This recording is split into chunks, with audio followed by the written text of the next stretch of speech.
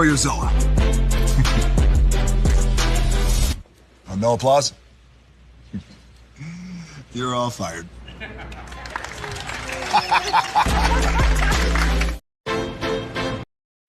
Hey! Good morning, America.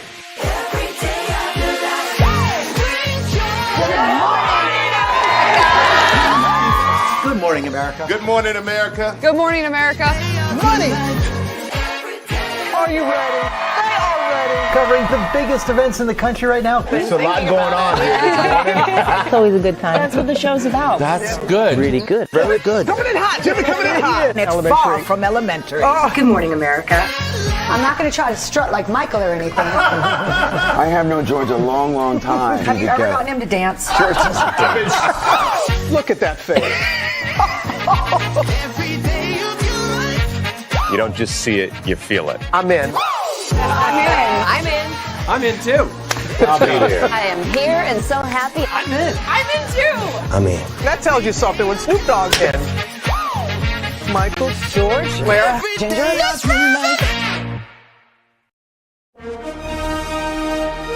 Prepare for a journey beyond imagination, beyond belief, beyond anything you've experienced before. Universal Epic Universe, a new theme park where you'll step through extraordinary portals to 5 immersive worlds. Prepare for a cosmic voyage of discovery, an isle of fire-breathing excitement, a shadowy world of monsters and mystery, new wonders in the wizarding world, and a new way to play. Plus the splendor of a magnificent resort hotel overlooking the park. It's all new excitement at Universal Orlando Resort. A week's worth of vacation thrills with 4 amazing theme parks, a variety of spectacular themed hotels, and incredible dining and entertainment. It's all at Universal Orlando Resort, where you'll find new adventures every day. Explore the astonishing worlds of Universal Epic Universe at Universal Orlando Resort.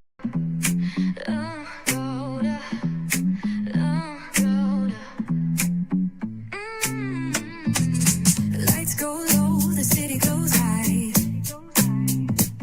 Stories untold under moonlit skies. Pray lonely, got the vibe, got the flow for the culture. Yeah, you already know. Turn it up, lean back, feel the breeze. Late night truths drifting through the trees. It's for the culture, by the culture. Pray lonely's got the soul to show ya. Breaking it down, lifting it higher. Feel the rhythm, spark the fire. Headlines flip with a soulful twist. Behind the scenes where the magic sits. It's the heartbeat of the now and the then, where the story starts and never ends. Tune in, lean and feel the groove.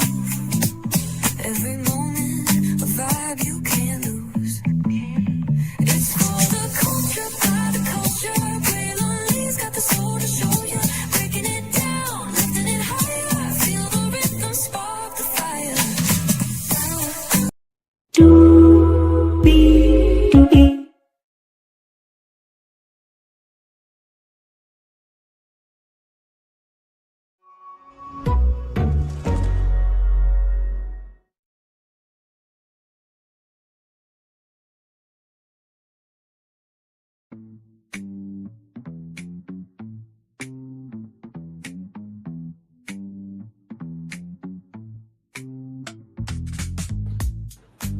Well, hello to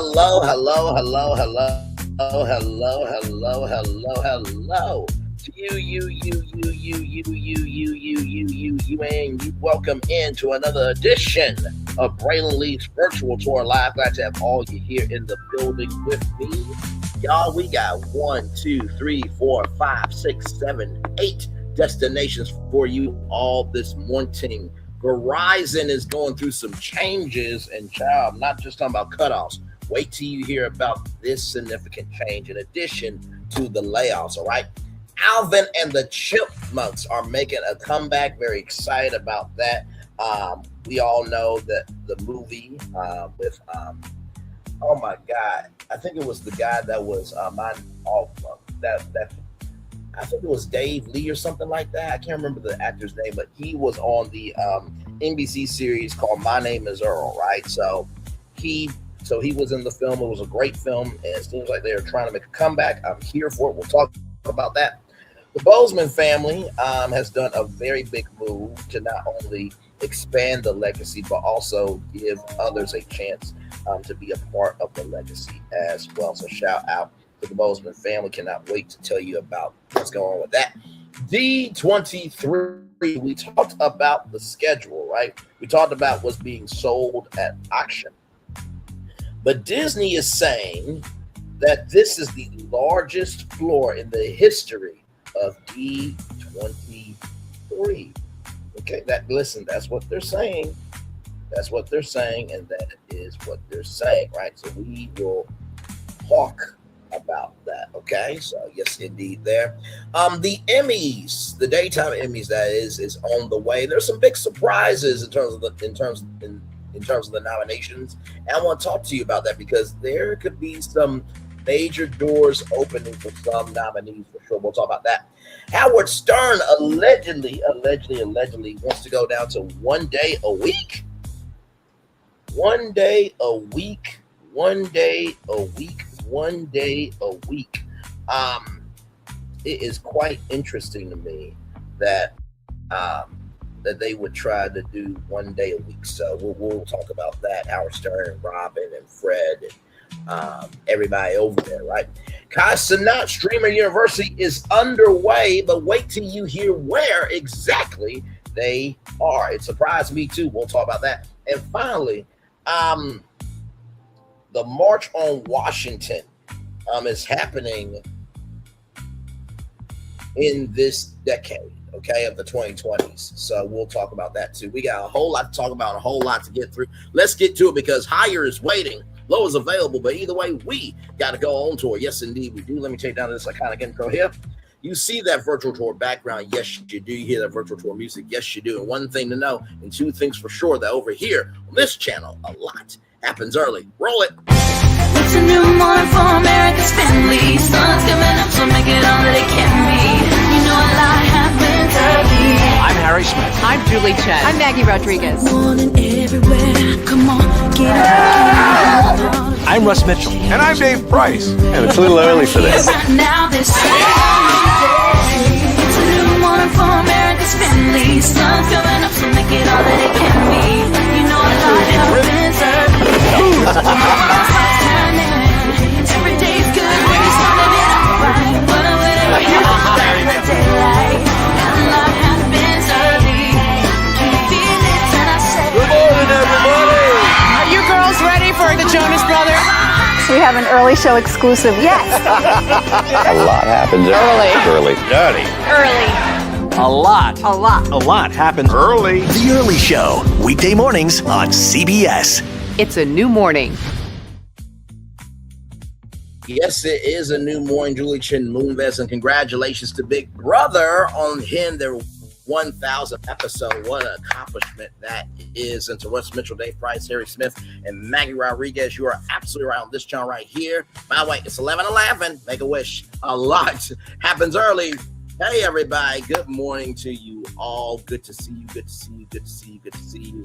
By the way, yes, I have my shirt on backwards, child. I was at the house, okay? Listen, some of y'all got your shirts on backwards. Y'all at the house, too, okay? When you're being lazy and doing what you want, doing this, that, and third. But anyway, welcome in. Glad to have you here. We made to the end of another week round and made it through another week as well. So let's get to it. Let's talk about Verizon Wireless because, man, now listen, I'm not saying Verizon is going to go under, okay? Verizon is Verizon.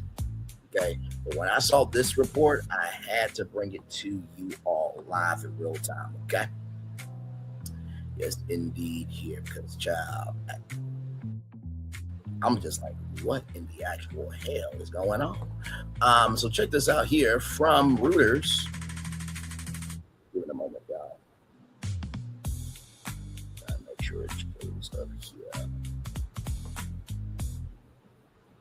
StreamYard may play with me. Give me a moment. Now my eyes look like I'm asleep.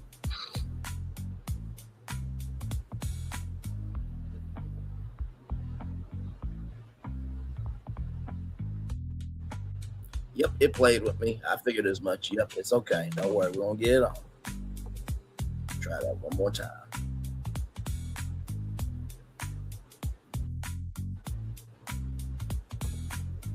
All right, here we go. That's what I'm looking for. Bring me the bacon, please.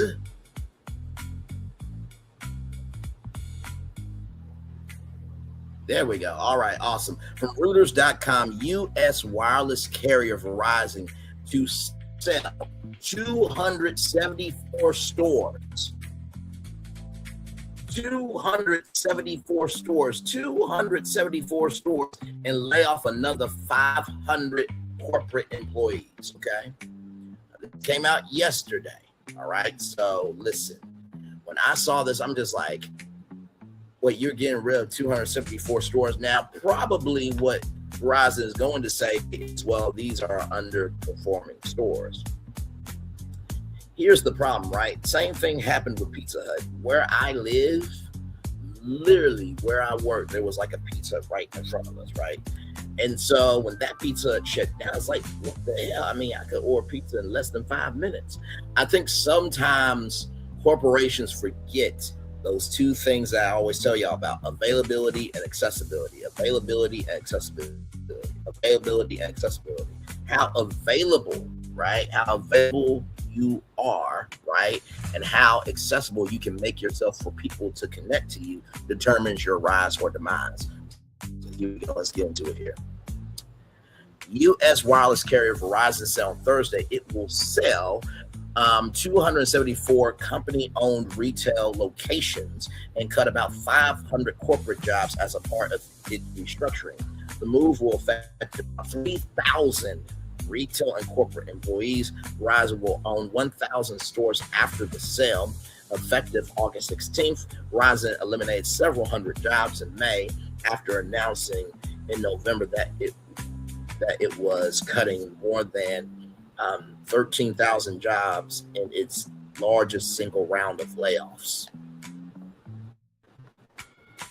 Previously, about 70% of employees at retail locations that Verizon sold took jobs with the new companies operating the stores. Verizon says 6 large operators run most of Verizon's franchise stores.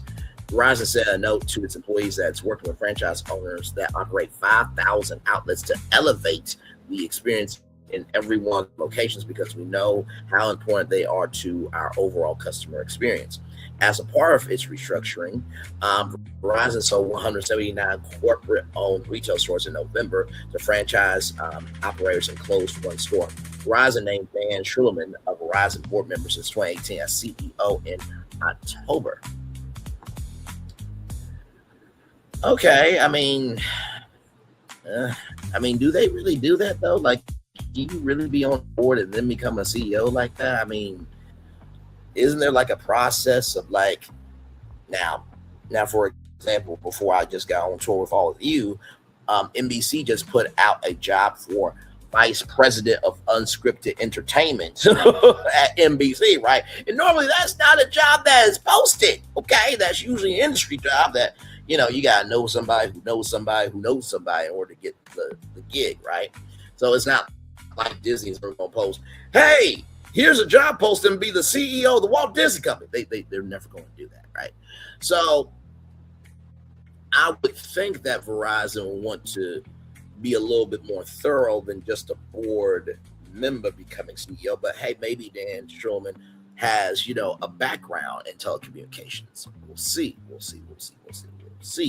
Verizon competes with AT&T and T-Mobile in the saturated U.S. telecoms market, where network providers have extended device subsidies, added plan discounts, and increased network infrastructure spending. Verizon said last month that it was aiming to attract customers by offering simpler plans, dropping activation and upgrade fees, unveiling a new loyalty program offering discounts and perks. Verizon, AT&T, and T-Mobile agreed in May to form a joint venture to address coverage gaps, especially in rural areas with satellite-based technologies. Analysts suggest the venture could be a defense, as some have raised concerns about SpaceX's Starlink to eventually compete more directly with the U.S. wireless carriers. Now, that could be very well true, right? Sorry, y'all. That could be very well true, right? I remember when, who was it? Windows, they had Windows Phone, right? There was also the Fire Phone from Amazon, right? And of course, you know, Motorola really doesn't have a mobile kit. I mean, like I said, I have Motorola, right? But Motorola is an Android-based company that can be sold anywhere and everywhere, right? So that is the end of the article. So what do I truly think about this? I think that when Verizon bought Alltel, I think that was the start of the mashugana that we're in now. Okay, now y'all know I love me some Alltel. It was a national company, right? Based out of Little Rock, Arkansas. I did a whole live stream talking about Alltel by Bose, bringing Alltel back as a technology brand, right? And I will say this. I think that if I had Powerball and Mega Millions money, I would take those 274 locations and say Alltel is coming back. I would ask LG and Motorola if they could be the official, you know, phone companies for Alltel, and I would bring Alltel back. I absolutely would. Or better yet, what you could do, right? Because everybody remembers Singular Wireless too, right?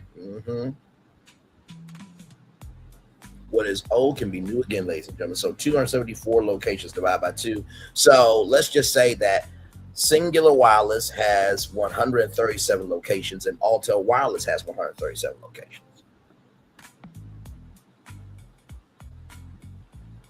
Right? So I think having Verizon, AT&T, T-Mobile, Alltel, and Singular, like it used to be back in the day, would actually be good for competition. I'm just keeping a buck with y'all. I think that when you only have 3 competitors, it's like, well, damn. I mean, my circle, you could choose 10 friends and and you can do unlimited calls and texts for as long as you wanted to, right? So Alltel pioneered a lot of things for the wireless industry, right? So that's just my take on it. So I think this could make for a possible Alltel comeback and Singular comeback. So that's my take on it. All right, y'all. More Brain Lee's Virtual Tour Live coming up right from this space right here and right now, because we got some things to talk about with Alvin and the Chipmunks, y'all. This came from the Wall Street Journal. This is an exclusive from the Wall Street Journal, but of course, as you guys know, with the Wall Street Journal, they have a paywall, so you gotta make it do what it do. But I got y'all. Here we go. From Yahoo Finance, courtesy of the Wall Street Journal, Alvin and the Chipmunks, right? Plan a reboot for the digital first generation. Here we go. There they are. Alvin, Simon, and Theodore, right? So yes, indeed, there. Alvin, Simon, and Theodore are making a comeback with the world's smallest boy band being revived for a new generation. Listen, if the Jonas Brothers can make a comeback, why not Alvin and the Chipmunks, right?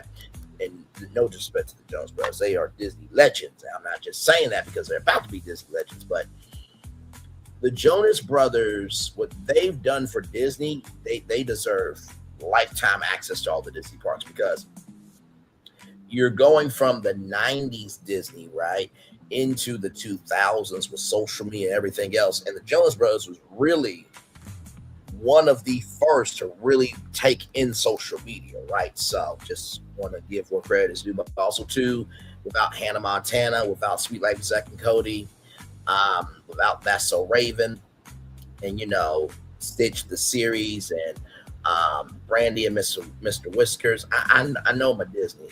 House of Mouse. Without those shows, Disney would not be afloat either right now. So, Big Shot Pictures, the family entertainment company led by former Paramount co-chief executive Brian Roberts, has taken a 25% stake in the Alvin the Chipmunks franchise in partnership with Bagdastian Productions, which owns the property. They are planning to roll out digital first short form content later this year and a theatrical film in late 2028.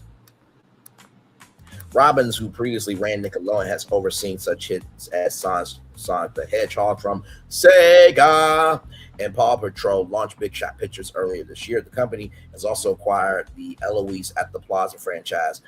I believe Eloise is a book series, if I'm not mistaken, I believe. And now it's an anime series for popular YouTube creator iShowSpeed. Originally created in 1958, the Alvin the Chipmunks franchise followed the three singing chipmunk brothers, mischievous Alvin, intellectual Simon, and adorable Theodore, and their human father turned manager Dave. Throughout their nearly 70-year run, the Chipmunks have squeaked out 38 studio albums, ranked in more than $1 billion at the box office, and won 5 Grammys. I'm not mad at it. Okay, listen, $1 billion, 38 albums, and won 5 Grammys. They're more famous than Nicki Minaj. What? Are the Barbs upset? Are they pissed? Are their sensitivities hurt? I don't give a damn, ish. Facts are facts. Big Shot plans to reimagine the high-pitched crew for audiences that consume content overwhelmingly on digital-first platforms such as YouTube. Robbins expects the Chipmunks to appear on feeds almost like influencers, with clips and compilations of the trio reacting to cultural moments or singing their take on classic songs. It's all about having the Chipmunks really play into the zeitgeist and trying to live in real time with pop culture. Robbins said, if we had started maybe a few weeks ago, we would definitely have Alvin showing up to a certain big way at Madison Square Garden. Yes, Travis, Kelsey, and also Taylor Swift, of course, it's mentioned there. Said Ross Bagdastian Jr., who owns Bagdastian Productions with his wife, Janice Carmen. A theatrical film is also in the works with a planned release date in the second half of 2028, coinciding with the Chipmunks' 70th anniversary. Big Shot has a first look theatrical distribution deal with Sony Pictures Entertainment. Bagdastian's father, Ross Bagdastian Sr., who went by a stage name Dave Seville, invented the musical trio in 1958 after speeding up his voice to achieve a higher pitch using a $200 tape recorder. He named his characters after the top executives at his record label, Liberty Records. When his father passed away in 1972, Bagdastian Jr. inherited the franchise. He was 22 at the time. Imagine that, 22 years old, and you have one of the biggest intellectual properties of all time. My Lord Jesus. Still trying to figure out life his damn self. He and Carmen have maintained ownership of the intellectual property since recording the Chipmunks' iconic helium voices from a recording studio in their home. These characters are literally embedded in our DNA, Bagdastian Jr. said. So there they are right there. Bagdastian Productions licensed partial ownership of the Chipmunks in 1996 to the company, later known as Universal Studios, but sued in 2000 for breach of contract, claiming that the studio had failed to actively promote the characters. Bagdastians won the suit and reclaimed full ownership of the franchise. Between 2007 and 2015, the trio starred in 4 movies featuring the computer-generated Chipmunks and bear punny titles like The Squeakquel, The Road Trip, and Chipwrecked. The live action films were distributed worldwide by 20th Century Fox. Carmen and Bagdastian stepped back in to voice all 6 Chipmunks for the recent computer animated series Alvin and the Chipmunks, which had 8-year-old Nickelodeon from 2015 to 2023. The Critters got a star on the Hollywood Walk of Fame in 2019. Due to the centennial nature of the Chipmunks and the rocky license history, Bagdastian and Carmen have held tight to the intellectual property, keeping the rodents off the screen for more than a decade. We've really waited for the right place and the right person to bring our little grab bag of chipmunk goodies back to the public, said Baxter Jr. And this feels like the absolute. This for us feels like the absolute, the right thing. Now, with this said, if Disney was where it needed to be, oh my God, it would be game over. It really would for Disney. Disney would pick this up and do great things. But their parks are ish right now. Hello, BFP Imagineering has been trying to save them. Good damn. Universal Pictures, I wonder if they would be open to working with Universal Destinations and Resorts. Now, before y'all get on to me, Bray, you just said that they had a lawsuit with Universal Pictures. What makes you think they won't work with the theme parks? Okay, you know what? I'll just play this real quick, and then I'll be right back, okay? All right, here we go. Prepare for a journey beyond imagination, beyond belief, beyond anything you've experienced before. Universal Epic Universe, a new theme park where you'll step through extraordinary portals to 5 immersive worlds. Prepare for a cosmic voyage of discovery, an isle of fire-breathing excitement, a shadowy world of monsters and mystery, new wonders in the wizarding world, and a new way to play. Plus the splendor of a magnificent resort hotel overlooking the park. It's all new excitement at Universal Orlando Resort. A week's worth of vacation thrills with 4 amazing theme parks, a variety of spectacular themed hotels, and incredible dining and entertainment. It's all at Universal Orlando Resort, where you'll find new adventures every day.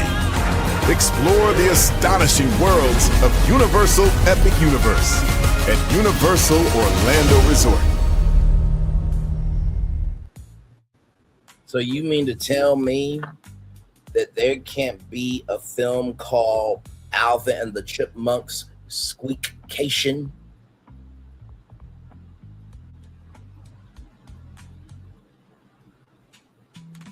Well, you know what? They already used Squeak. Damn. I'm trying to think then. Since they already used Squeak, right? Ooh. Alvin the Chipmunks Hoopincation. Do you remember me? I want a hula hoop. We can hardly stand the wait. Please, Christmas, don't be late. Imagine a Alvin the Chipmunks hooping vacation, and they film it at Universal Orlando Resort. The Chipmunks are taking over the resort and everything. And, you know, Dave and his, I think he had like a girlfriend at the end of the movie. They finally are getting married in Orlando, and they're bringing family and friends, but it's like a crazy, you know, wedding / vacation comedy. There it is. And don't sit here and tell me that Universal Orlando will not take free promotion. Okay? You don't know the media game like I do. They would absolutely do that. And not to mention too, like we talked about Toon Lagoon so many times. I mean, how cool would it be if Alvin the Chipmunks took over Toon Lagoon? I'm just saying. And also too, right? You think about Toontown with Disney. Now, some people are saying that Simpsons Land's going away. Maybe Alvin the Chipmunks can, you know, do something there. You know what I mean? In that land, and, you know, go back through the movies and see if there's any, you know, restaurants and restaurants. I don't think they had any bars, but, you know, you could do restaurants and dessert stands and all that type of stuff. And then you can probably make a brand new Alvin the Chipmunks ride at Universal. And don't you say Six Flags. I already tried to help Six Flags with the Sharpie collaboration.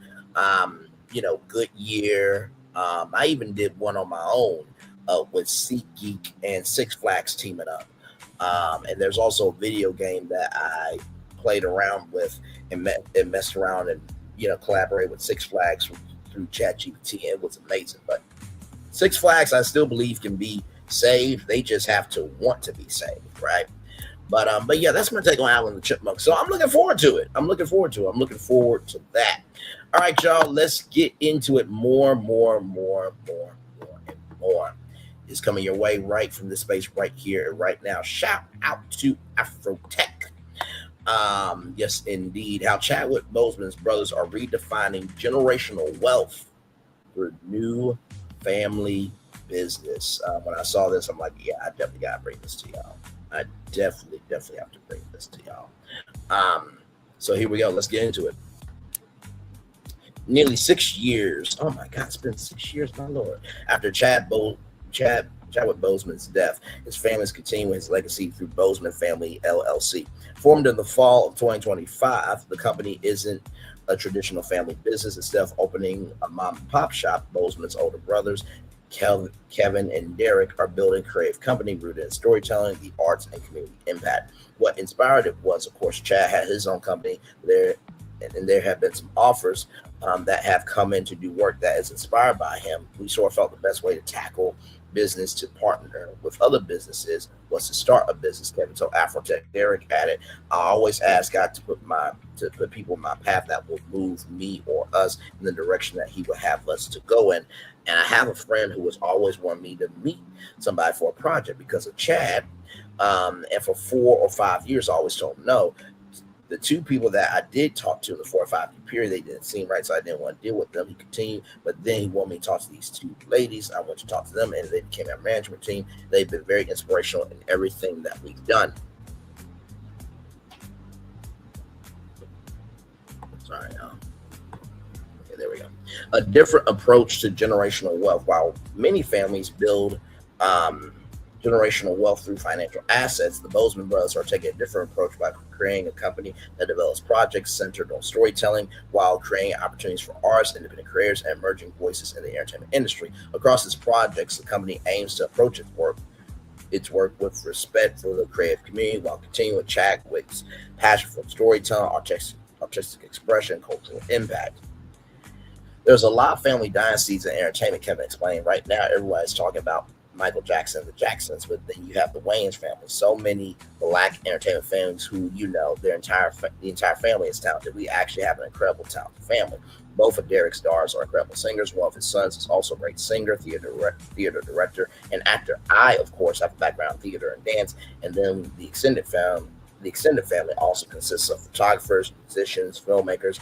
And what we hope is that we will be able to all somehow create an ecosystem where we're all feeding off of each other's gifts and talents and supporting one another and creating together, and then also just generally supporting one another in our projects. Transforming grief into continued purpose. The official launch of Boseman Family LLC comes on the heels of a successful run of Chadwick's play Deep Azure, which made its United Kingdom premiere in Shakespeare's Globe in London. Derek, a longtime Tennessee resident, brings more than 30 years of ministry, mentorship, and community leadership. He said, one of the ways the family has navigated its grief since losing a younger brother is continuing to move forward. One of Chad's plays is in London with Shakespeare's Globe, but grief is such a tricky monster that it rises and it falls. And there are, of course, 5 stages of grief, but they don't come in any certain order, he stated. So in dealing with Chad, it's like you come in and almost in and out of grief over and over again because, one, we're dealing with it still. So in trying to keep his memory going, it also keeps our memories going. For every project we put our hands into, for every question that's being asked about him, it always brings back all these memories. Grief is an ongoing process. For Kevin, several projects over the years have helped him process his grief. In June of 2021, like 9 months after he passed away, I was invited to perform as a featured dancer with this organization called Dance Against Cancer, which I think they are celebrating maybe their 20th anniversary in New York City. That's amazing. They host an annual dance performance with all the stars of the big New York City dance companies. And that year, I was their spokesperson. He recounted. I got to speak about my own cancer journey, speak about Chad's cancer journey, and I also performed. So that was a wonderful opportunity to use my art to process grief. I also choreographed a play that highly featured cancer in it. Kevin added, I often choose work. Most of the work is something quite deep. Most of the work is about something quite deep, social or health issues. And so it was wonderful to use my own grief and my own experience to bring life to the work. For Kevin, seeing Chadwick's Deep Azure staged at Shakespeare's Globe has been especially meaningful. He recalled the period where his late brother wrote the play. After he left Howard University, moved to New York, he explained he lived with me for about 9 months. I was dancing for Alvin Ailey at the time. And when I found out he was moving to New York and he was looking for a place, I was like, why don't you just stay in my apartment? Because we toured about 6 months out the year. I was on the road, so I was like, just stay in my apartment. It was wonderful to give him a soft landing place because, of course, I didn't charge him rent. It was already a playwright. He had written a couple of plays, but I think he started working on that play for sure when he was living with me. I remember him, talking about, I saw the original production of it in Chicago, was mesmerized and completely blown away by the structure because it's written in verse like Shakespeare. And to think then that I was kind of like my brother is a genius to write a modern play in verse, something I hadn't seen, but he was able to innovate verse and make it modern and add hip hop to it, like Hamilton. Okay. And seeing that play, I've always wanted to have it more. I've always wanted it to have more life because I think that was the only main stage production of it. I've always envisioned it would be on a bigger stage, make it to Broadway. So when Shakespeare's Globe came to us, for me, it was a no-brainer that such a venerable institution would be the first place to do it after his death. What's next to commemorate what would have been Chadwick Boseman's 50th birthday?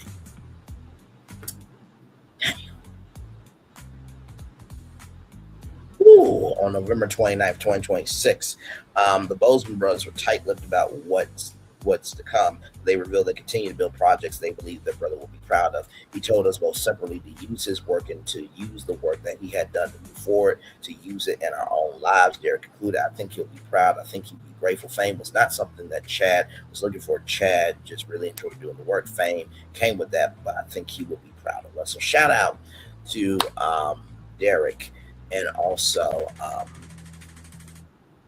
Derek and Kevin. Shout out to Derek and Kevin.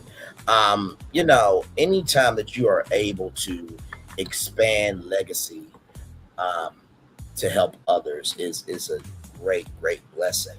Not everybody gets to do that in life, right? And there's only a select few that do.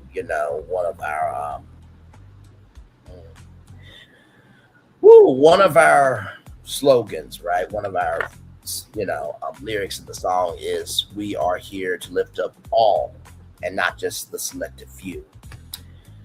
And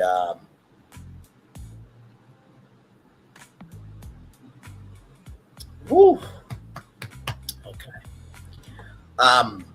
Like I said to you before, it is truly a privilege, a great responsibility and honor that I get to do a show, that we get to do a show that can be so diverse, so dynamic, and just really celebrate what we can be and what is out here.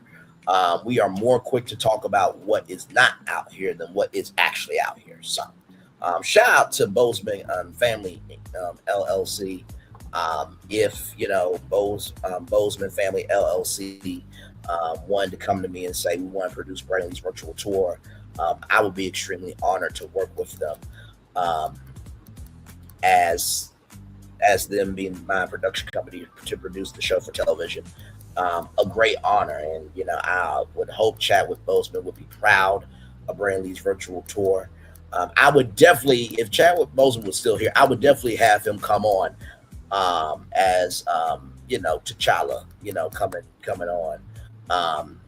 Once a week on the Brainley's virtual tour. Hello from Wakanda. It is good to see you, Braylon. We would have definitely done that. on Friday Night Live. Of course, Chadwick wouldn't have been able to come out to Universal Orlando Resort every Friday, but he would definitely show up on the screen and, live from Wakanda. You know what I mean? So I'm shout out to Boseman Family LLC. I said nothing but light, love, and blessings to each and every employee. And if you remember the assignment, you stay on purpose, you will do just fine. All right. As we gather our tears, everybody, let's talk about some D23, child, because Disney really needs this promotion that I'm about to give them. Disney announces exclusive experiences coming to the largest show floor ever at D23, the ultimate Disney fan event. Okay, here we go. The Disney Princess Concert taking place during D23 Day at Disneyland Resort, announced as a kickoff to the weekend and World Princess Week. Well, there it is. I mean, could y'all not do a Disney Princess pageant where, you have one woman from every state and there it is, right? I think that would be cool. But hey, I'm what do I know though, right? I'm just a black man talking on social media on YouTube. The expanded show floor will play host to all the worlds of Disney with immersive walkthrough locations, interactive experiences, first look moments, and the return of Talent Central. Today, Disney unveiled details about what fans will experience on the show floor at D23, the ultimate Disney fan event presented by Visa. Now, if you're wondering why Visa, well, Disney and Visa have had debit cards and credit cards for a very long time. So, all new and fan favorite offerings will bring Disney's brands and franchises to life like never before across the largest show floor in D23 event history. Okay. I mean, I know when y'all put that trailer out of 2026 will be the biggest one yet. Y'all had to make sure it really was the biggest. So, good. Y'all are listening to me slowly but surely. These expanded, listen, you got to pat yourself on the back for the wins you can take.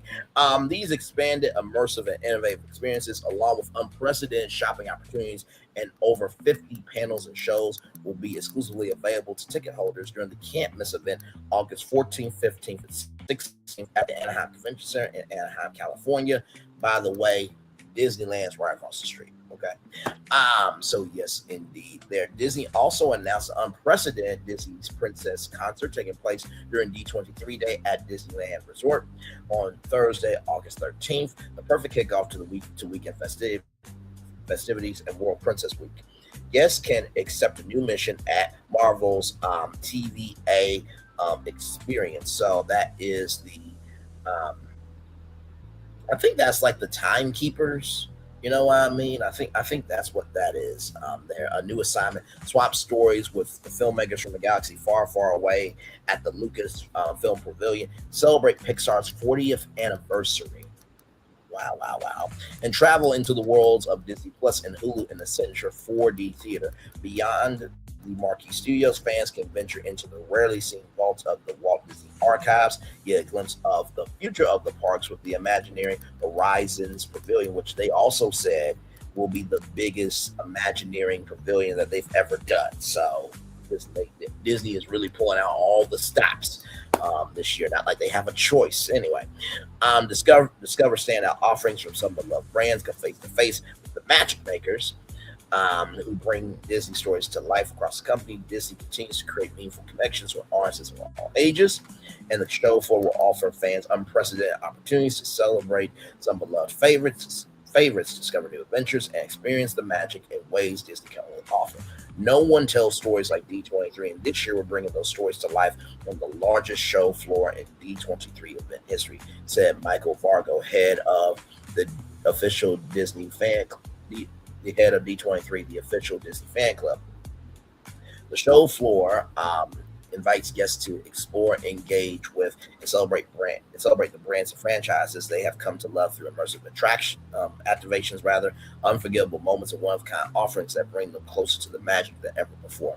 Like I said before, it's kind of mind-boggling to me that y'all have never thought about doing live primetime coverage of D23. Yeah, I'm back. Hi, everybody. I was frozen for a minute. But it really does boggle my mind of if this is going to be the largest show floor in D23 history, wouldn't you think to do like live coverage, primetime coverage that is, on ABC? I would think that would be a thing, or at least, do live coverage on Disney Plus. But hey, child, what do I know though, right? I mean, yes, you guys do bring, live coverage on YouTube courtesy of Visa, but like, hello, do you not know if y'all said primetime live coverage a D23 starts at 8, 7 Central ABC? Do you not know how many people turn on the TV just to see it? Like I said, G4, they covered the Consumer Electronics Show live. They covered Comic-Con live, and they also covered E3 live. So, and there is the Mickey Ears D23 Day at Disneyland Resort.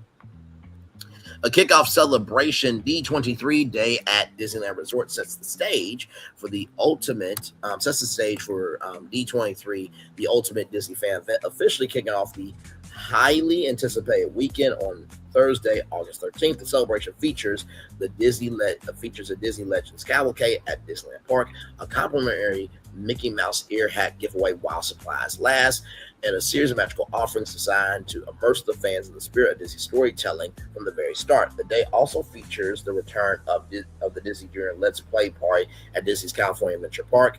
By the way, Playhouse Disney always beats Disney Junior. I'm sorry. I know. Kids of this generation need their own version of Disney. Playhouse Disney was the thing, okay? All right, moving on. Shout out to Bear in the Big Blue House, yes, indeed. Offering live entertainment, character experiences, and interactive activities for all guests, including preschoolers and their families. As the culmination to the day in anticipation of Royal Princess Week, a limited number of fans, may have the opportunity to experience a live performance of Disney Princess. Okay. Ooh, sneezes get harder when you get older. Excuse me, y'all. Give me one moment, y'all. Give me one moment. My God. I swear, guys, sneezes get harder when you get older. They really, really do. Oh, okay, y'all. All right, I'm BACK. All right. A live performance of Disney Princess, the ultimate concert celebration at Disney's California Adventure Park. I'm going to assume that this would probably be in front of World of Color, because they had a little stage there when they kicked off the World of Color. So I'm sure it's probably going to be there. Or I think there's like a sound stage that's available for like renting out. So maybe that might happen there too, but we'll see. Excuse me. This spectacular performance brings together the largest gathering of Disney Princess talent ever assembled, celebrating the iconic stories across animation, live action, stage, and music. This one-of-a-kind concert will transform the night with dazzling lights, sweeping projections, and sky-high fountains. So it's going to be in front of the World Color, like I said, creating a truly immersive world where the music, magic, and legacy of Disney Princesses shine like never before. Visit Disneyland.com for more information.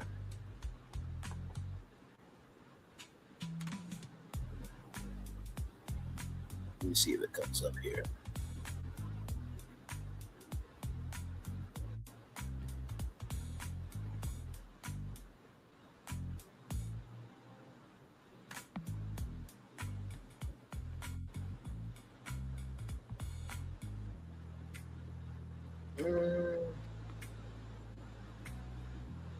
Okay, so maybe it might be here. Let me see.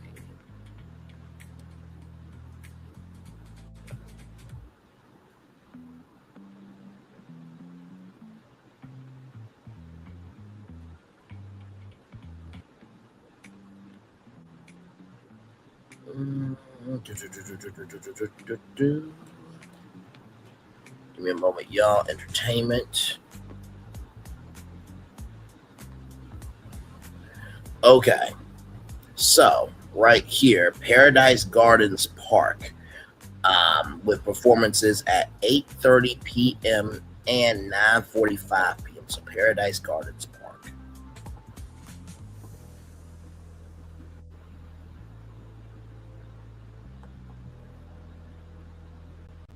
Yeah, it's gonna be at the World of Color. Like I said, I know my Disney. Damn it. Okay, so this is Paradise Gardens Park right here, y'all. So just to show y'all, so this right here is where the concert will be. So I'm sure that World of Color show is going to be amazing. Okay. Yes, indeed. There, attendance will be limited and may require some additional steps. A virtual queue confirmation, wristband, and valid admission for Disney California Adventure Park are required to participate in this experience. Show times are subject to change or cancellation without notice. But also, too, y'all should give people notice, right? Because they're taking time out to come see this thing, right?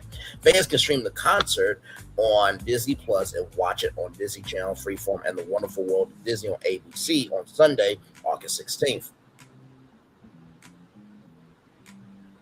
Or you could just broadcast it live. That's a thought, too, and simulcast it on Disney Channel, Freeform, and on ABC.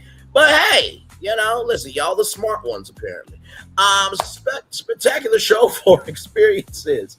The creative powerhouse studios of the Walt Disney Company will bring the best of Disney storytelling to the expanded show for offering fans a chance to immerse themselves in beloved films, shows, and streaming content. The Disney Plus Hulu experience brings streaming together like never before. The space features a signature 4D theater, collectible exclusive merchandise, a collectible mystery pit quest, and personalized subscription support, along with immersive photo opportunities inspired by Percy Jackson and the Olympians, FX's American Horror Story, Camp Rock 3, The Simpsons, Only Murders in the Building, Marvel Television's Vision Quest, and more. Marvel Studios will captivate guests on the show forward for epic activation into our Marvel Studios TVA Experience Your Next Assignment. Fans will once again join the Time Variance Authority, the TVA, and step into the Marvel Cinematic Universe in an immersive walkthrough experience across different worlds, both familiar and new. They may throw in some Easter eggs about what's to come in the Marvel Universe, so, you know, of course, make sure that you can live stream that because, you know, sometimes you can't live stream experiences, you know what I mean? So we want to keep the intrigue and everything, which is probably why they haven't really broadcasted live on ABC. But like Disney, you're on ABC, just do it. Hell. The Lucasfilm Pavilion will return with an exciting array of photo ops, props, and costumes from current upcoming stories set in a galaxy far, far away. Guests will also have the opportunity to join fireside chats with the filmmaking teams behind some of their favorite Star Wars shows and movies. Fans can also be among the first to see Lego Star Wars The Mandalorian during a special screening at the Anaheim Convention Center, adding to the incredible Lucasfilm experiences fans will see throughout the event. Pixar Animation Studios and Walt Disney Animation Studios are also joining forces for a must-see animation experience on the show floor, inclusive of a special celebration of Pixar's 40th anniversary, arts demonstrations, autograph signs with some top filmmakers, fan giveaways, interactive displays featuring the latest films from these iconic animation studios, including the upcoming Disney's Hexed and Disney Animation's Frozen 3.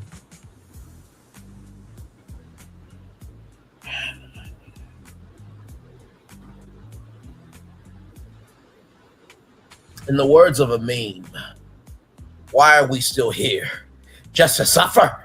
Anyway, as well as Disney and Pixar's Gato and Incredibles 3, making this pavilion one to visit again and again. Mundo Pixar, rather than the D23 experience presented by Disney Rewards Visa cards from Chase. I told you that's how the Visa tie-in comes in here. We'll bring a special preview of its globally touring immersive exhibition to the event, inviting guests to step inside some of their favorite Pixar stories, from unforgettable photo moments to a dedicated merchandise shop. Guests will experience life-size sets inspired by some of the studio's most beloved films. Inspired by the beauty of the Avatar films, the Avatar experience welcomes guests to journey through the fascinating wonders of Pandora, step into a lush bioluminescent world, experience an immersive 4D moment, and explore a gallery of film artistry that showcases the craftsmanship behind bringing the Na'vi culture in Pandora to life. And Josh DeMar is like, see, we had a reason for bringing Pandora to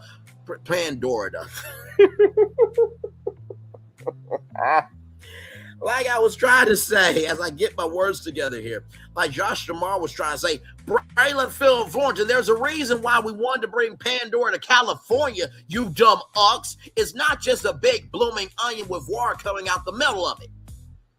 We have D23, and we need Pandora there, so it makes sense. Moving on. At select times throughout the day, Bluey and Bingo will be available for foes in the Bluey movie booth. For real life, reservations are required for a chance to meet Bluey and Bingo.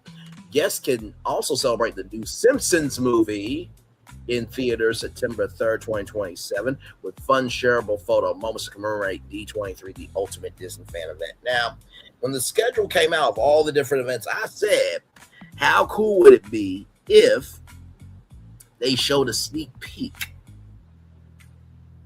of the Simpsons 2 movie at D23? That can still happen, okay? So they're already having you, or they already making way for you to celebrate the new Simpsons movie. I'm sure there will be a preview at D23, right? Let's see, we got some more here. Okay, we're almost done, y'all. Then we'll play the video. The popular Disney Experiences Pavilion is returning to the event, bringing the magic of the Disney parks to the show floor for all ages to enjoy. In a time of unprecedented growth, Imagineering Horizons invites fans to explore their largest pavilion ever, showcasing the progress shaping Disney parks around the world. This exclusive experience gives an up-close look at the people, the process, and the possibilities brought to life by Imagineers. Additional fan favorites include an all-new exhibition from the Walt Disney Archives. Walt Disney Archives Uncrated will make its debut on the show floor, inviting intrepid fans to uncover an unforgettable journey into the vast and hidden warehouses of the Walt Disney Archives. Spaces previously reserved for access to Disney archivists alone. You also have the chance to explore themed displays featuring shipments of iconic props, costumes, and puppets from some beloved films, TV series, and theme parks, which spans generations of history at the Walt Disney Company. In advance of the Super Bowl on ESPN and ABC this season, fans can experience the thrill of a Super Bowl victory through ESPN's immersive We're Going to the Super Bowl activation, featuring photo opportunities, stadium-inspired environments, a cafe-filled victory celebration, and a digital and keepsake digital concert, and giveaways, including an exclusive ESPN Super Bowl D23 pin. Oh, that's going to be amazing. The Disney Theatrical Group will spotlight its expanded portfolio of live experiences, from Broadway productions and arena tours to immersive experiences. Through a showcase featuring authentic sets, costumes, props, concept art, and dynamic video content, the experience will offer fans exclusive first looks at upcoming projects. So maybe some new shows coming to Broadway, some new tours, behind-the-scenes demonstrations, live presentations led by hosts, including Disney on Broadway star Ryan McCartan, provide insiders look at the creative process behind Disney's live entertainment. Now, for those of you who don't know, there are, tours going on right now where orchestras will play music as the movie is, playing. So you'll see the movie live, but the orchestra is playing the music live in real time in tandem with the movie. Now, if Disney starts a series like that, that's going to be cool. The Disney Volunteers Pavilion will invite attendees to lend a hand as honorary Disney volunteers in different projects, assembling 8,000 kits per day for a charitable organization. On Friday, August 14th, guests will build wish kits for children with upcoming Disney wishes in collaboration with Make-A-Wish. On Saturday, August 15th, fans will assemble welcome kits with military families with Blue Star families. And on Sunday, August 16th, attendees will put together Disney-themed activity kits for children in hospitals with the Starlight Children's Foundation. Participants will cap off the experience with a full opportunity as they exit the pavilion. That is beautiful there. The Disney Music Group booth will invite guests onto an interactive music-filled environment. A classic radio booth will host scheduled on-air appearances. Are we really doing this? Your music, your way, radio, Disney, really? Now, I played around with ChatGPT. I was like, what if Radio Disney could come back as a radio brand, right, for Disney fans, right? Where instead of playing kids' music all the time, it is a radio brand talking about Disney 24/7, from D23, the movies, the theme parks, and everything else. That could be something, Disney, but you won't do that. That's too smart of an idea. Y'all are allergic to being smart. Where some beloved Disney personalities from across the country will be joined for exclusive interviews tied to the event. Guests can step up to the mic to record their own Be Our Guest segments with select reportings eligible to be featured on the Disney Hits Sirius XM channel. I think Ernie D, BB Good, maybe some of the radio Disney DJs could, be a part of this, because I think that would be cool to honor that, right? A dedicated Disney concerts area will give guests an up-close look at costumes from the Descendants Zombies Worlds Collide tour, while additional interactive moments include photo opportunities, prize pool giveaways, and exclusive offerings from Disney Music Emporium. And then finally, treat yourself to an immersive walkthrough or dance through Lights, Camera, Sparkle, presented by Disney Consumer Products, featuring photo opportunities across 2 exciting themes. Now, does this have anything to do with sparkle paper towels at all? I'm just asking a question, okay? This will happen across 2 exciting themes, one filled with unique Mickey and Friends and snack-inspired elements, while another inspired by Stitch and Angel's hit Glitter Glide music video. They have a music video called Glitter Glide? I had no idea. Whether you take a Snatastic selfie or the spotlight, there's photo fun for everyone. So that is everything that's going on with D23. Now, let's watch this. Here we go. Hi, Disney fans. We're counting down to D23, the Ultimate Disney Fan Event. This is your exclusive preview of what's to come. This is D23 Inside Disney. Michael, it is so exciting to join you here at Legends Plaza. Tell us everything about D23 this year. So this is an extraordinary, one-of-a-kind, multi-day celebration where we bring the very best of Disney's storytelling, creativity, and innovation from across the entire company to our most passionate fans. And this year is unlike any other. We have the biggest show floor we've ever had. We have an incredible slate of panels and presentations throughout the weekend and evenings, of course. And if you love to shop, I think we have something for you as well. It's like you could read my mind. How did you know that I was going to want to know that? Okay, so what's new this year? Well, this year is the first time we've ever offered an afternoon ticket. So this is a value ticket that lets you come into the show floor at 4 o'clock and really experience all the things that D23 has to offer. We're going to bring the Disney Rewind concert to D23, the Ultimate Disney Fan Event. This is the very best of Disney's 80s and 90s wait a minute. music. First of all, shout out to the black woman. Hang on, let's see the face card. Hang on.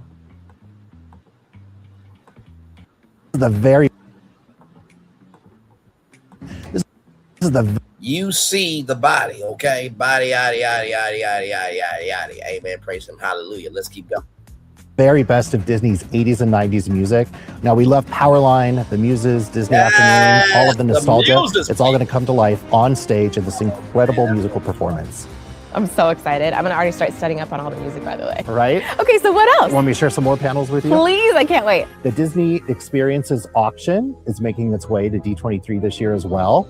This is actually a place where you can go and bid on some finds from Disney parks and resorts, and you can take home a little bit of the magic with you. I can't wait. I'm going to have my paddle ready. Also coming, I'm excited to announce A Whole New World of Alan Menken. Disney songwriter, legend, composer, Alan Menken's going to make his way on stage in this incredible musical performance on Sunday evening. I can't wait for everyone to experience it. And that's just the beginning. There's going to be so much more happening on the afternoons and evenings. I can't wait for everyone to experience it. We're so excited for all the fans to experience this. The magic, the legendary moments. Pretty perfect that we're here in Legends Plaza. Thank you so much, Michael, for joining us. Thank you so much. I'm so excited, and I'll see you there. We'll see you there. If you want to join in on the fun for D23, the Ultimate Disney Fan Event, and the amazing panels you heard about today, head on over to D23.com to get your afternoon ticket. From all of us here at D23, we'll see you real soon. Disney. And hopefully in Anaheim. Yes, it looks like it's so much beautiful. It looks like D23 is going to be big. It's going to be big. It's going to be big. Speaking of media, let's talk about the Daytime Emmy Awards, right? They are on the way, and when I saw these nominations, I'm like, there's some interesting nominations here. So I want to talk about that with you all. So yeah, of course, as you guys know, the Emmys are still trying to figure out their TV home. We talked about that. I said that the primetime Emmy should be on ABC and they should be broadcasted live from the Dolby Theater, since the Academy was so smart to move from a theater that they built with a Canadian company that was literally created for the Oscars at $94 million. Instead of staying there and being smart, they decide they're going to take the part of the Peacock Theater and dump money into it, which is going to take longer to upgrade the theater, right? But the naming rights are ending this year, I believe. So, yeah. But still, the Best Picture winners will still be at the Dolby Theater, that wall, right? But like the Oscars are the Dolby Theater and the Dolby Theater are the Oscars, but they're not going to realize that until they screw themselves over with the first show when it comes to YouTube in 2029. But child, that's neither here nor there. Let's continue on here. The Daytime Emmy Awards, by the way, shout out to TV Insider. Daytime Emmy Awards 2026, Young and the Restless leads nominations. I can tell that they are a couple on Beyond the Gates there. I've been knowing about some of the storylines, but y'all, listen, there's been so much going on. Jesus. But listen to this, y'all. Here we go.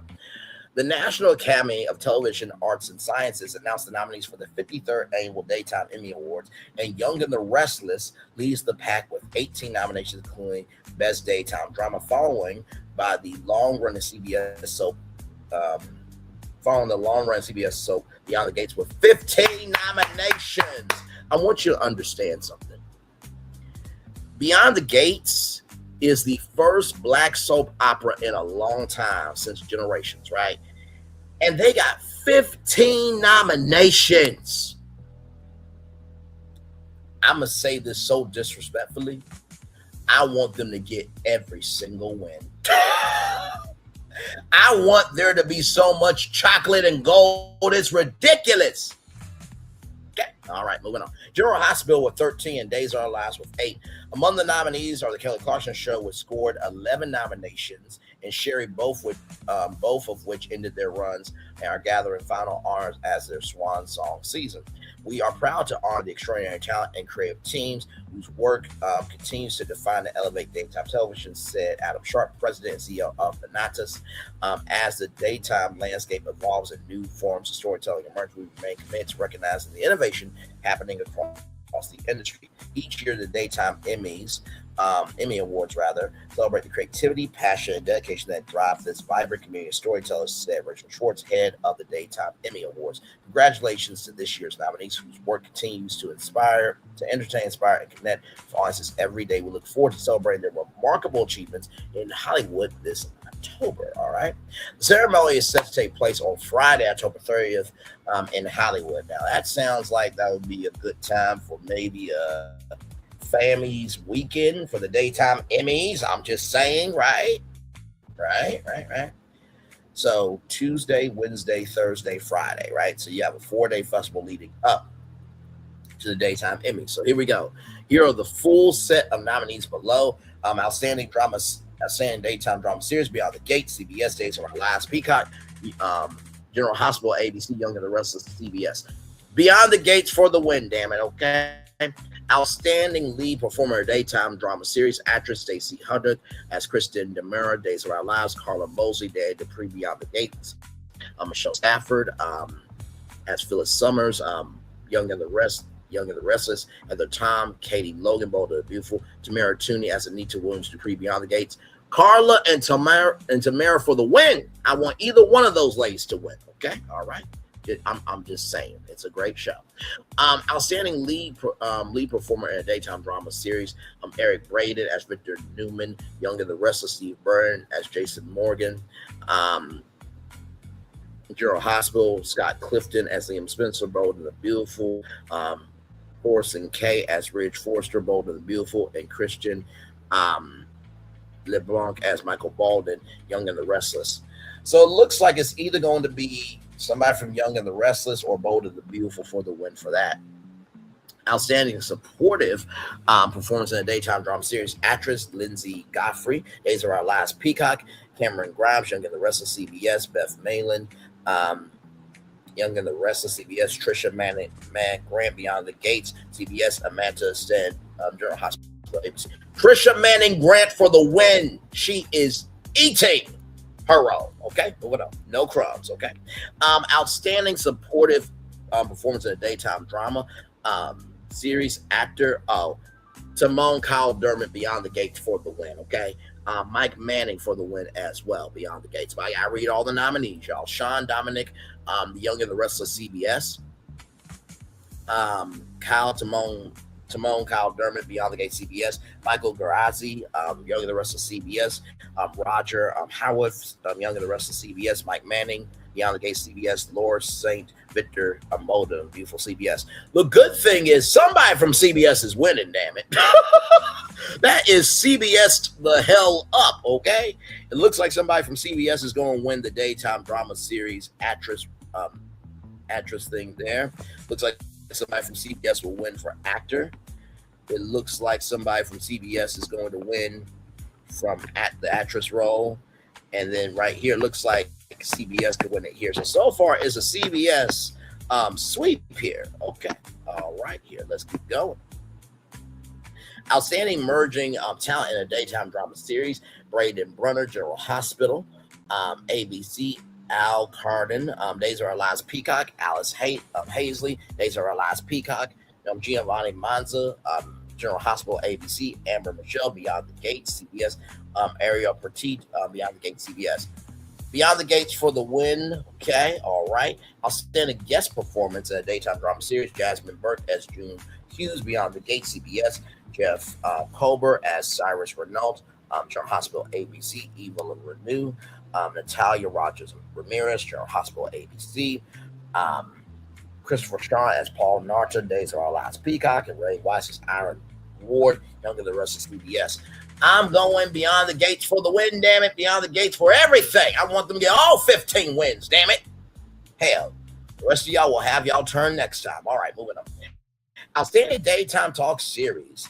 Third hour of today, NBC, The Drew Barrymore Show, CBS Media Ventures, Kelly Clarkson Show, NBC Universal Syndication Studios, Taped with Kelly and Mark, Disney Entertainment Distribution, Today with Jenna and Friends, NBC, and The View, ABC. You know, I'm going to be real with you. I think The View is going to win it. I know. Everybody's going to say, well, Kelly Clarkson deserves an Emmy. How many Emmys does she have? She wanted to be done with the damn talk show. She don't want to accept no damn Emmy. And like I said, I say taped with Kelly and Mark because they're not live, y'all. They tape all their shows, okay? They stop it. They used to do live as a live show, but they don't do that. Let's continue on here. Outstanding daytime talk show series host. Joy Behar, Whoopi Goldberg, Lisa Ferris Griffin, Sarah Haynes, Sunny Hosta, Anna Navarro, The View, Kelly Clarkson, The Kelly Clarkson Show, Tamron Hall, Jennifer Hudson, The Jennifer Hudson Show, Sherry Shepherd, Sherry. You know what? I'm going to say Sherry Shepherd. I think that would really showcase to people that, hey, listen, real talent is real talent. Jennifer Hudson does not deserve an Emmy. She ain't no talk show host, damn it. Tamron Hall is more of a talk show host. She's a journalist. Hello, she has that foundation to have a talk show. Now I know what some of y'all gonna say. Well, The View, you know, Anna Navarro's a political commentator. Sunny Hostin's a lawyer. Sarah Haynes, she worked at NBC with Hoda Kotb and Kathy Lee Gifford, right? So she definitely has the reins to, you know, do a talk show. Not to mention too, let's not forget GMA3 with Strahan and Sarah, and then Sarah, Strahan, and Kiki, right? Lisa Ferris Griffin, I think is a political commentator. Joy Behar, comedian, Whoopi Goldberg. She's been there for a very long time. So I would say they're more talk show hosts because they each have the capacity to hold their own in talking. Kelly Clarkson, child, her fame of being the first one of American Idol has fueled her for that show, okay? Now, I'm not saying that it wasn't a good show, but y'all remember when we did our report on there was like a investigation, right, about the Kelly Clarkson show, the behind the scenes of it all, and all that. And Alex Duda said, "Why aren't black people coming to see Kelly Clarkson?" Just saying. So, outstanding entertainment news series: Access Hollywood, NBC Universal, Syndication Studios, Entertainment Tonight, CBS Media Ventures, and Extra, Warner Bros. Television. There has been a tie before between Entertainment Tonight and Extra. I am going to say, right, Access Hollywood. Because if they become a Emmy, if they win the Emmy Award, do you not know how behind the eight ball NBC Universal is going to look? They're like, damn it, they won a daytime Emmy Award. Now we got to bring it back. We got an Emmy Award winning show that we canceled that could help the marketing budget for our company. We got to bring it back. So that's why I'm choosing Access Hollywood there. Outstanding culinary instructional series, Andrew Zimmerman's Wild Game Kitchen, outdoor channel.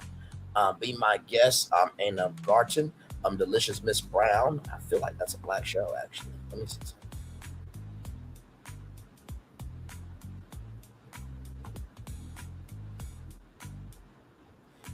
It is Delicious Miss Brown Food Network, Magnolia Table, at the Farm Magnolia Network, Patty's Mexican Table, PBS. Delicious Miss Brown for the win. I'm rooting for black people. Damn it. Okay, all right, moving on. A standing cultural series. Y'all saw the thumbnail. You know my voice, and Debbie, you know why you're here by now. America the Bountiful, PBS. Best ever review show, food review show, YouTube. Isn't that something? Now, I pitched the Content Creator Emmy Awards. Now, Adam Sharp, okay, you got my email address and everything for the Content Creator Emmy Awards, and also, too, the president of the Emmy Awards as well. Let me put some respect on his name as well.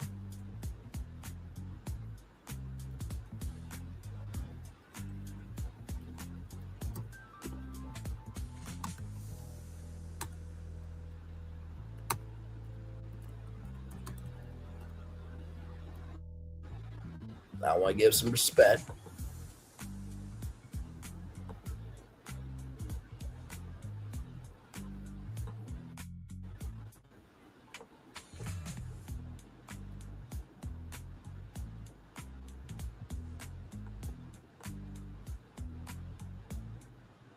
So yes, Terry O'Reilly, chairman of the Natas, and to Adam Sharp, y'all got my content information still. If y'all are down, I'm down. If y'all are down, I'm down. If y'all are down, I'm down. Okay, listen. Because sincerely, I believe it's only a matter of time, right? Before we make it do what it do, right? So, just saying. And also, too, yeah, this is some news right here. Give me a moment, y'all.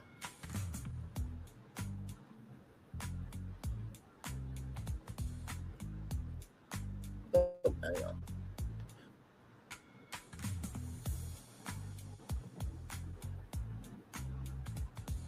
Give me a moment.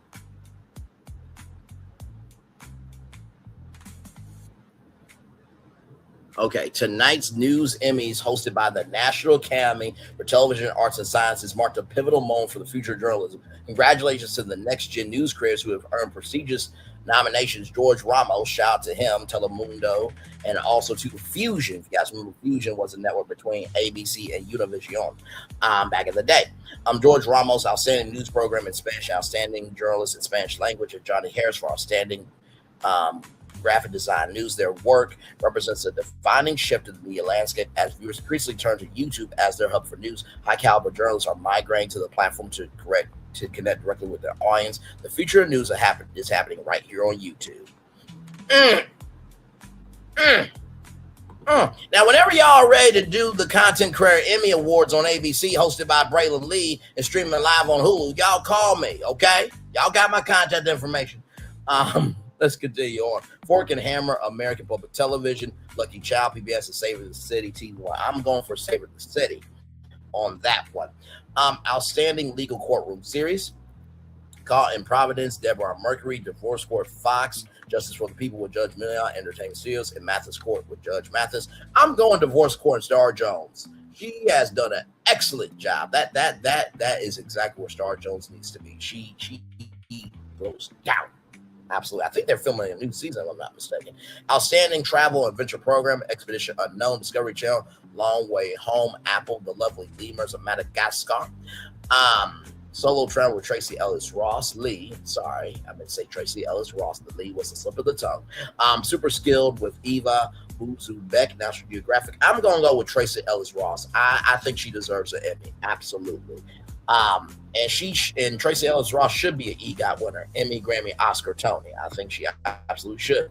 Outstanding instructional how-to program, Asks This Old House, PBS, Fixer Upper, Blast Magnolia, Fixer Upper, Colorado Mountain House, Magnolia Network, Hometown Takeover, HGTV, The Last Right Building, the final home design of America's Greatest Architect, Magnolia Network, and This Old House, PBS, and Roku.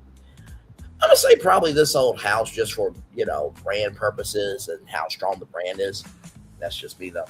Outstanding lifestyle program, Different Breed, Ink Block Narratives, George to the Rescue with Love. Made from Netflix, The Motherhood, Hallmark Channel, and Wizarding Pause by BYU TV. I'm probably going to say Netflix more than likely is probably going to win for that because it's Netflix, right? It's Netflix. Netflix has been dominating, right? Outstanding arts and popular culture program, Beyond the Gates, Welcome to the Neighborhood, Entertainment Tonight Special, Off Script with the Hollywood Reporter, Hollywood Reporter IFC, I think that's Independent Film Channel, Variety, and Seeing It Actors on Actors, Seeing It Digital Variety, Variety Stewards, Actors on Actors PBS, and Working in the Theater, American Theater Wing.org.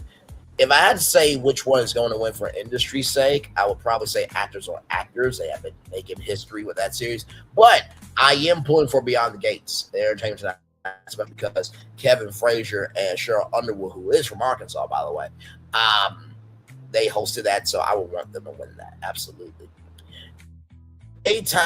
Outstanding daytime special. There's Shrek. Good old Shrek there. Critics' Choice second annual celebration of LGBTQIA plus cinema and television here TV. Disney Parks Magical Christmas Day Parade, Living Proof, Hulu, Macy's Thanksgiving Day Parade, Unleashing Hope, the Power of Service Dogs for Children with Autism, Hulu. Aww. Hulu, this is why you need to stay an independent platform within Disney. Because if you put that content on Disney Plus is going to go shit. I'm telling you right now. That's supposed to be kids, family content. Hulu, adult content. ESPN sports content. I want Unleashing Hope, the Power of Service Dogs for Children with Autism for the win. I really do want that. But more than likely, it's probably going to be Macy's Thanksgiving Day Parade, but still. You know what I mean? Okay, here we go. Outstanding daytime short program. Callous LinkedIn News, Glam Through the Ages, Key TV, that's Kiki Palmer's network, y'all.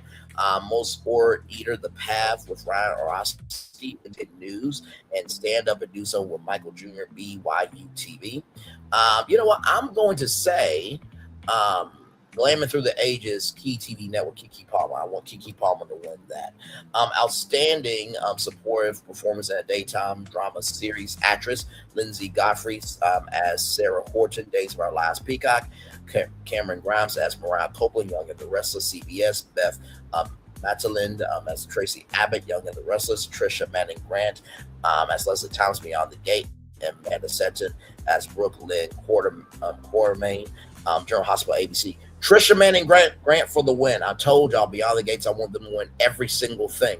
Outstanding culinary host Carter Brown, Miss Delicious Brown Food Network, Danielle Chang, Lucky Chow PBS, Amina Garn, be my guest in the Garn Food Network, Patty Ginge, Patty's Mexican Table, and then Andrew Zimmerman's Wild Game Kitchen Outdoor Channel.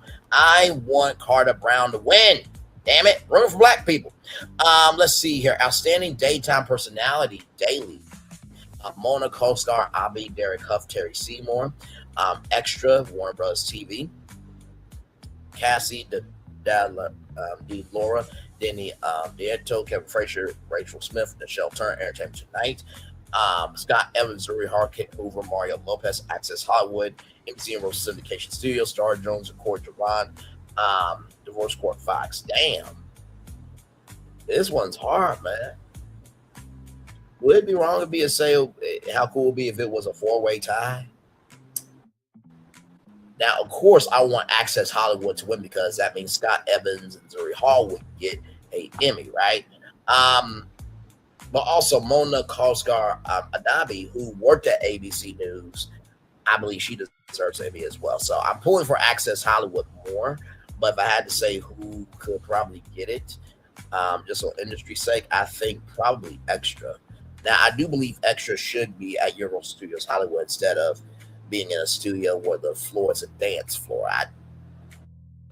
Bro, like, it's only a 30-minute show. Like, Derek Huff does a dance routine at the intro of every episode of Extra. Like, nobody asked for that. But anyway, and Star Jones, I believe that she will win for a court show for sure. Outstanding daytime personality, non-daily, Eva Zubek. Super skill, Eva Zubek. National Geographic, Joy Behar, Alyssa Ferris Griffin, Sarah Haynes, Sunny Hosta, Anna Navarro, The Weekend View on ABC. Derek Kappa, The Wizard of Pause, BYU TV. Gia De Laurentiis, Gia My Kitchen Prime Video. Kiki Palmer, Glamming Through the Ages, Key TV Network, Joseph Rosendo Stepping Out, PBS, and Joseph Rosendo Presents. I want Kiki Palmer to win that. Absolutely. Outstanding writing team for a daytime drama series, Beyond the Gates, CBS, Bold and the Beautiful, CBS, Days of Our Lives, Peacock, General Hospital, ABC. Beyond the Gates for the win. Thank you very much. Outstanding writing for a daytime nonfiction series, Ask This Old House. Thank you, Roger Cook, PBS, Expedition Unknown, Searching for World War II's Lost Hero, Discovery Channel, Joseph Zenderendo's Stepping Out, Cuba, PBS, Joseph Rosando Presents, Lucky Chow Mein, Taiwan, PBS, This Old House, Asherville Rebuilds, probably This Old House, for sure. Outstanding directing team for a daytime drama series. I'm surprised that Beyond the Gates didn't get a nomination for this. But, you know, moving on. Days of Our Lives, Peacock, General Hospital, ABC, Young and the Restless. Oh my God, it's really bad outside. What the hell? It looks orange outside, y'all. Like I said, the wildfires that are happening in Canada. Prayers up to Canada. General Hospital, ABC, Young and the Restless, CBS. Outstanding director for a daytime. My prediction.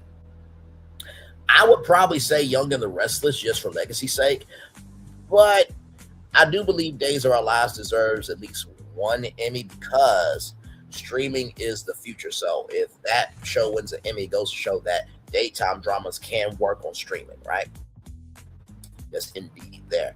Outstanding directing for daytime non-studio non-fiction series, A Different Breed. The season begins. Ink Black Nearest, Let Frankie Cook, Pasta from Scratch, Taste Made, Samantha Brown's Places to Love, Crystal, Coastal, North Carolina, PBS, Super Skill with Eva Zubek, How I Survive a Trek Through the Desert Alone, and Wizard of Pause, Buster's New Kicks, BYU TV. So I'm probably going to say Samantha Brown on that one.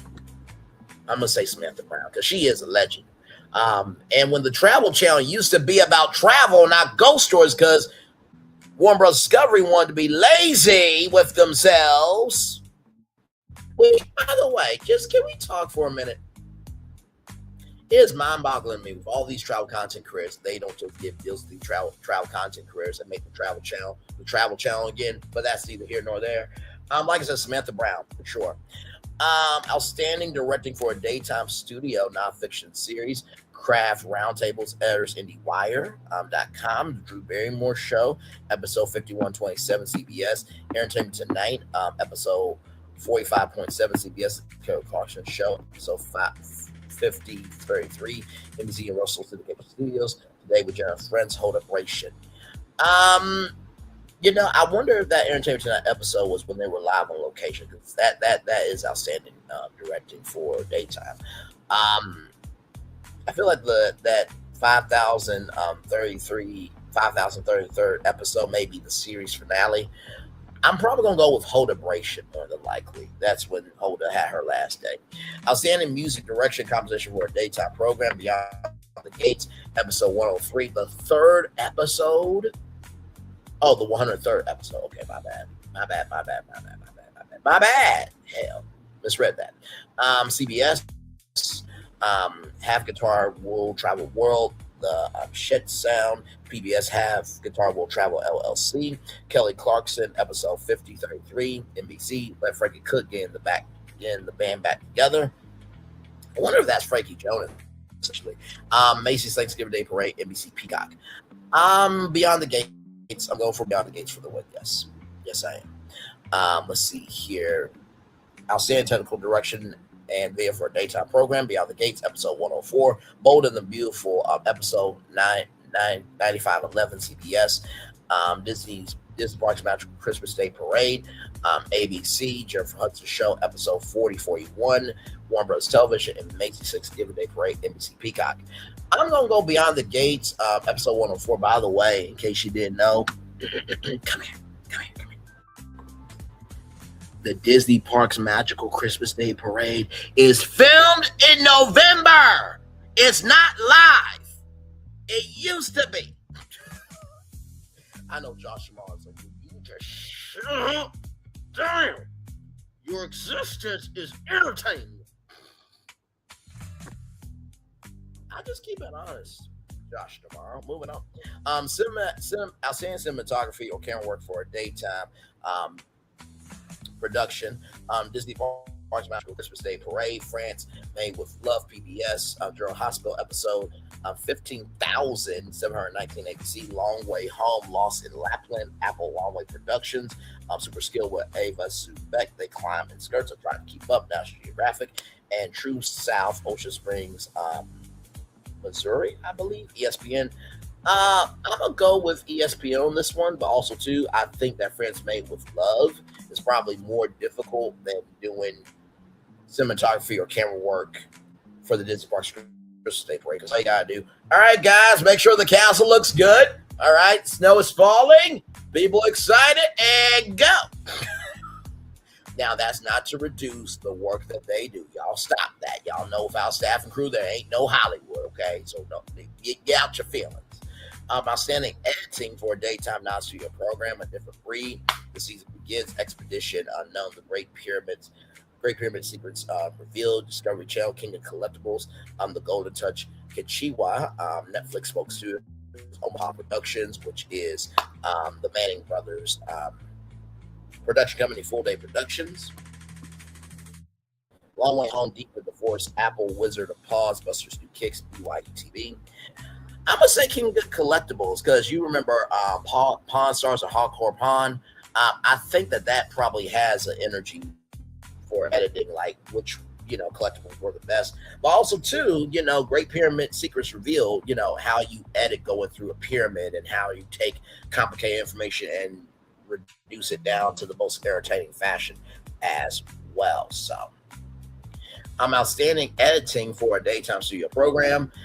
Craft Roundtables, editors, Indie Wire, The Drew Barrymore Show, 5137, CBS Media Ventures, Extra at the Emmys, Warner Brother Television Group, Kelly Clarkson Show, episode 5033, NBC Universal Syndication Studios.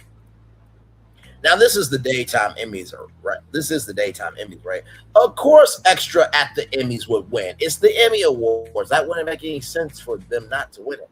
Outstanding sound mixing, sound editing for a pre-recorded daytime program. Bare Feet with Michaela Mazzulli, Wild Atlantic Way, North Ireland. Dream of Europe, London Part 1 with Abbey Road Studios, BBS. Expedition Unknown, Man in Lines of Kenya, Discovery Channel, Forever Young with Dr. Pablo Picard. Wheel of Age, NBC, Long Way Home, Lost in Lapland, Apple. I'm probably going to say Ireland for that one. Now, I know what y'all think. Man, why not Kenya?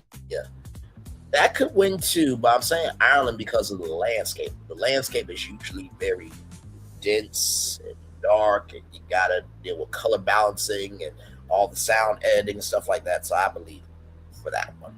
But I also believe Man in Lines of Kenya could win it too. Outstanding sound mixing and editing for a live daytime program. Jennifer Hudson Show's taped. Okay. So is Young and the Restless, Kelly Clarkson Show, The Bold and the Beautiful. So Bold and the Beautiful, episode 9658, CBS, The Jim Russell Show, episode 4039, Warner Bros. Television, Kelly Clarkson Show, 5007, NBC Universal Syndication Studios, Macy's Thanksgiving Day Parade, NBC Peacock, Young and the Restless, episode 13,260, CBS. I will say Macy's Thanksgiving Day Parade for that one. Outstanding Line Direction for a Daytime Program, Beyond the Gate, episode 104, CBS. General Hospital, episode 15,624, ABC. Jim Hudson Show, episode 4010. Kelly Clarkson Show, episode 6169, NBC Universal Syndication Studios, Macy's Thanksgiving Day Parade, NBC Peacock. John Baptiste and Cleveland Orchestra, bro, that would be amazing to go to. And that's, wow, okay. Timing is everything. I'm going for Beyond the Gates for the win. Yep, sure am. Outstanding art direction, set decoration, and scene design for a daytime program. Kelly Clarkson Show, episode 5033, NBC Universal Syndication Studios, live Kelly and Mark. Episode, is that right? 250,414 episode. Wow. All right, now listen, I'm not mad at it. The View episode 6,280. Young and the Restless episode 13,145, and then Young and the Restless, CBS rather for the last one. Young and the Restless episode 13,244, CBS. I'm gonna say the View on that one. I'm gonna say the View. Outstanding costume design and style for a daytime program. Jennifer Hudson episode 4140, NBC. Warner Bros. Television, Kelly Clarkson Show, NBC Universal Syndication Studios, episode 5033, Macy's Thanksgiving Day Parade, Peacock, NBC Peacock, Young and the Restless episode 13,149 CBS, and Young and the Restless 13,273 CBS. I'm gonna say Macy's Thanksgiving Day Parade on that one. I'm like, hello, costume design and styling for a program. That's a live event. Okay. All right. Outstanding hairstyling and makeup for a daytime program. Beyond the Gates, episode 103, CBS. General Hospital, episode 15,719, ABC. Kelly Clarkson Show, 5,033, NBC Universal Syndication Studios. Young and the Restless, episode 13,273, CBS. Beyond the Gates for the win. Outstanding casting for a daytime program. Beyond the Gates, better be on here. Beyond the Gates, ABC, General Hospital, ABC, Young and the Restless, CBS. Beyond the Gates for the win. Thank you very much. Outstanding main talent graphic design for a daytime program. Drew Barrymore Show, CBS Media Ventures, Kelly Clarkson Show, NBC Universal Syndication Studios, and Tamron Hall, Disney Entertainment Distribution. I'm going to say Tamron Hall. So that will be happening in the daytime Emmys on October 30th, streaming live on the official National Academy of Television Arts and Sciences. Watch.theemmys.tv and via the Emmys app. All right. Those are all of the nominations. All right. Let's talk about some Howard Stern, everybody. My Lord Jesus. My Lord.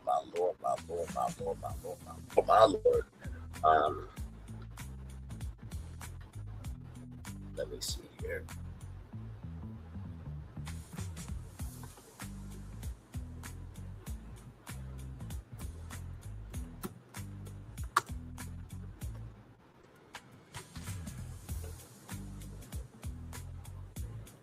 Sorry, a moment.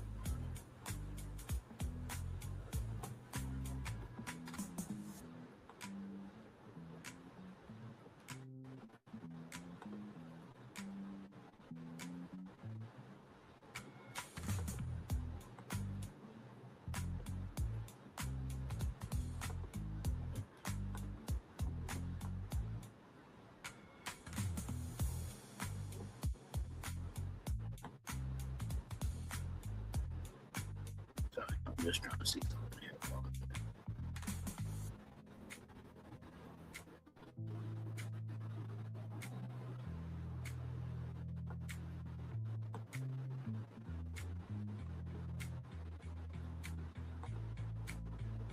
Hopefully your Friday is going well, everybody.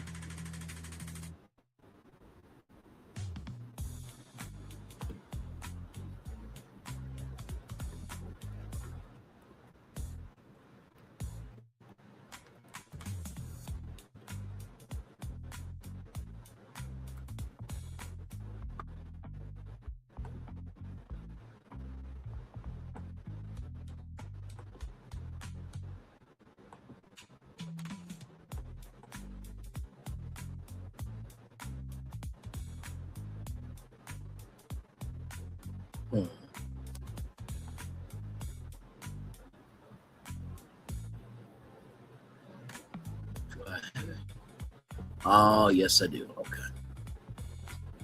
Very, very, very, very, very, very good. I will look at that.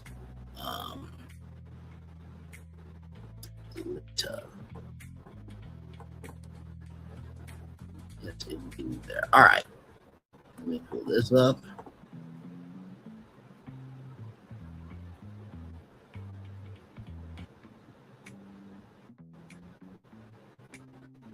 Okay. All right. Got all that together now.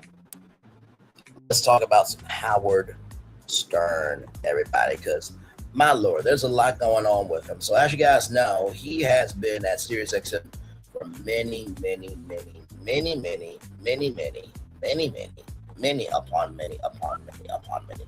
years, right? This comes to us from page 6, everybody. Okay, here we go.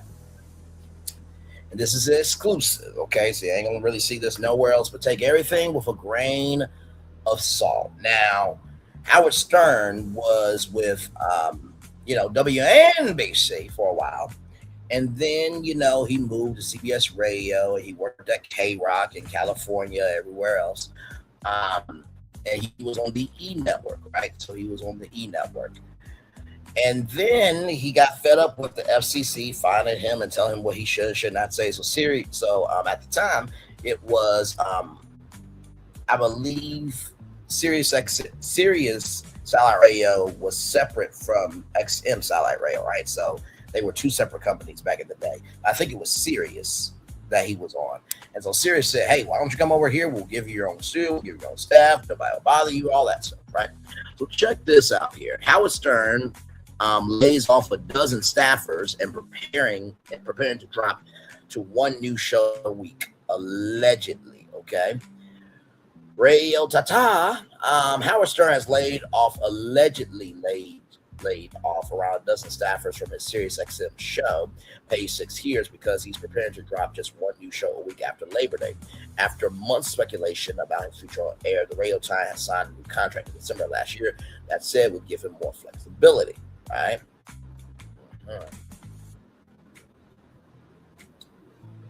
There he is at WNBC. Yes, indeed, there. Oh yeah, we'll talk about that here in a minute.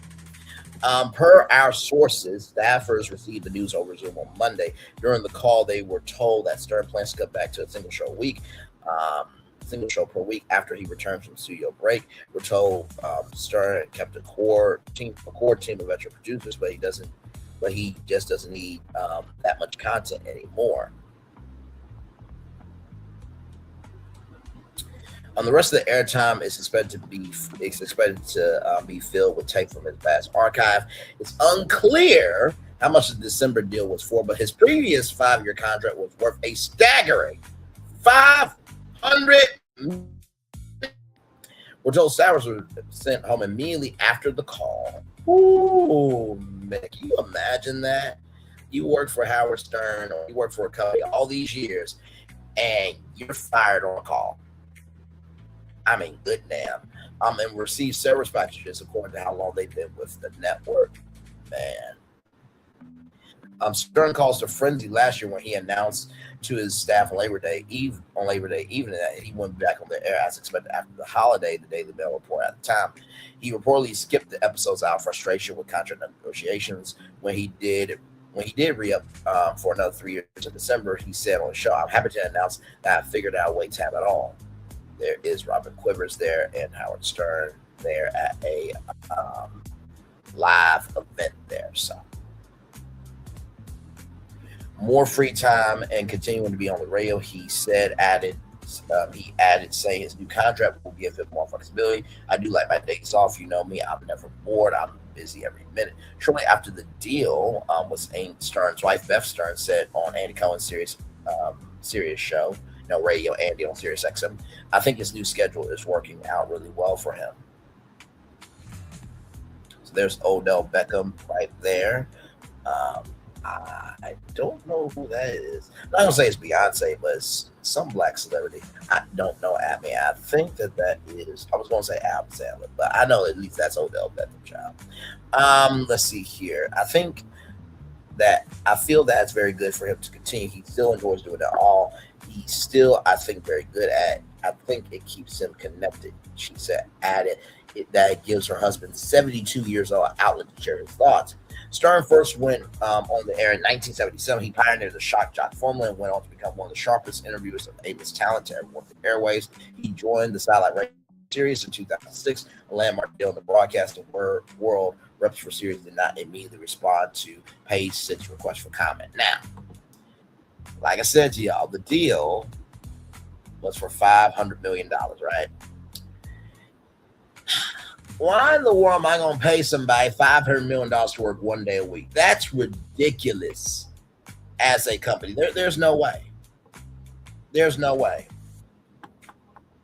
There is no way in hell, right? Now he's been on the air since 1997, right? So let's see.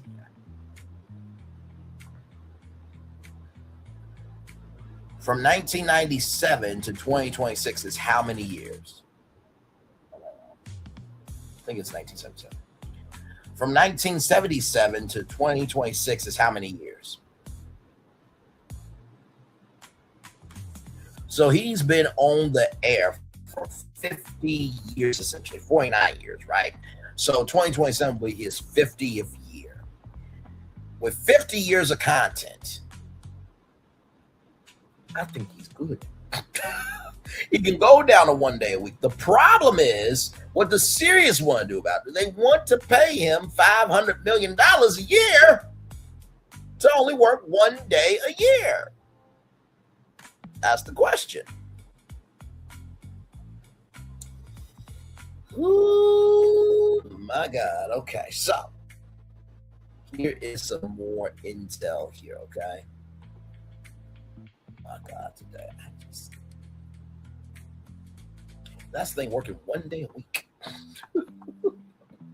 My God. Oh, man. 1 day a week. That would be like me doing Brainley's virtual tour 1 day a week. Now, I did a radio show called Dr. B Script almost live on Black School Radio, where I was on, I think I was on what?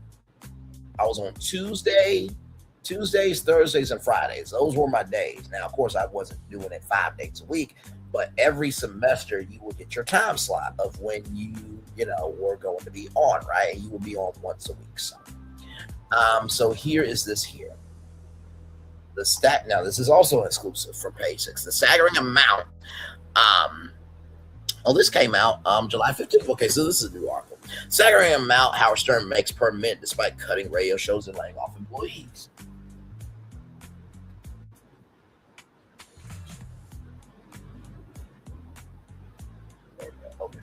The staggering amount Howard Stern makes per minute despite cutting radio shows and laying off employees. Now, this is all legend.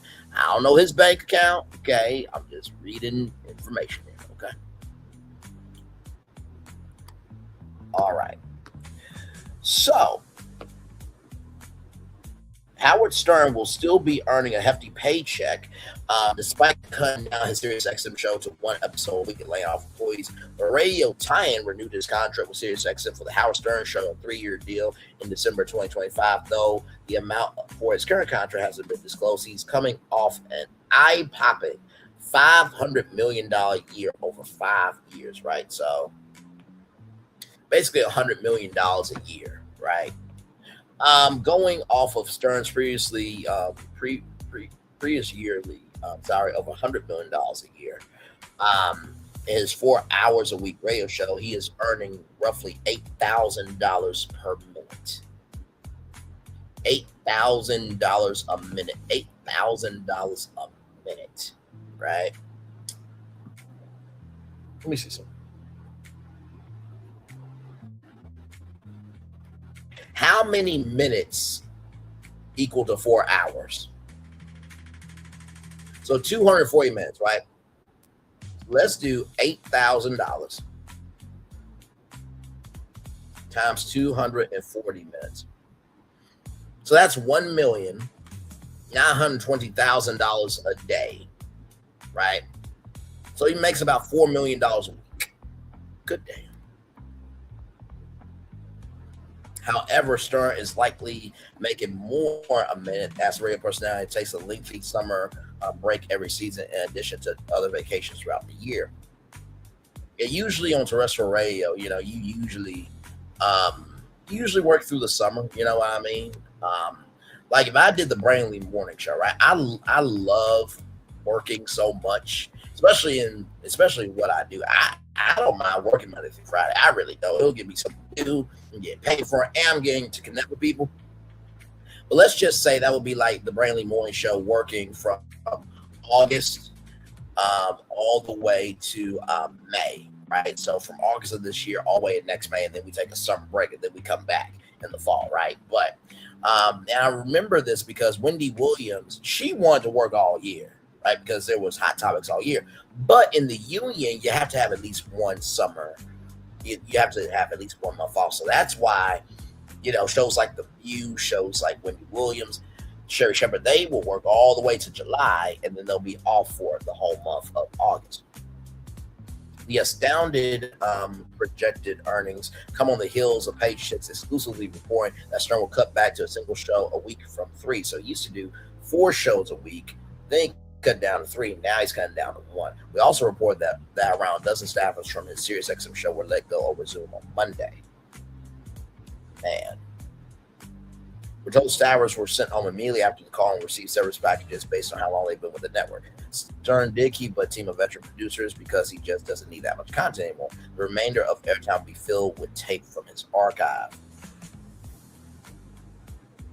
Stern cost a pant last year when he announced to his staff last Labor Day evening that he wouldn't be back on the air as expected. He reportedly skipped out episodes due to frustration over contract negotiations.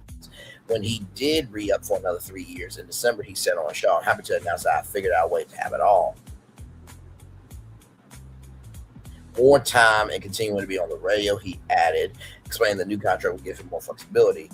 "I do like my days off. You know me, I'm never bored. I'm busy every minute." Stern inked his first deal with SiriusXM satellite radio in 2004 and net him $500 million over 5 years. Right? So the contract reportedly included production, staff, and stock awards. He's been on the airways since the 70s, for most of that time alongside Robin Quivers. He sued Sirius in 2011, claiming they had reneged on paying him stock awards tied to subscriber growth. The spokesperson for Sirius did not reply to a request for comment. So here's another thing too, right, with this. With Howard Stern wanting to go down to 1 day a week.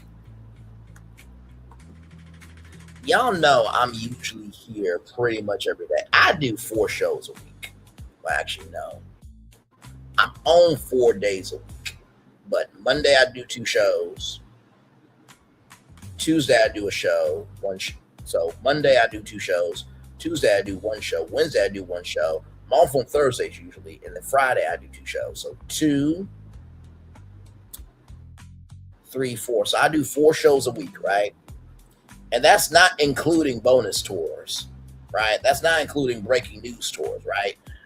And then, of course, when you add in Ready to Love, for example, on the weekends, if that happens, the Never Ever Mets, right? Of course, Cheap Habits coming up on, I think, July 31st or something like that. I will be reviewing that show, by the way. Absolutely, I will. And then, of course, Hard Hustle Houston, we've been reviewing that on Sundays. So really, I do about 5 shows a week. Sometimes I would do 9 shows in 1 week, right? So the reason why I bring up my schedule and how I'm related to Howard Stern is Howard Stern has worked very hard to build up an archive where he can do that 1 show a week and be fine.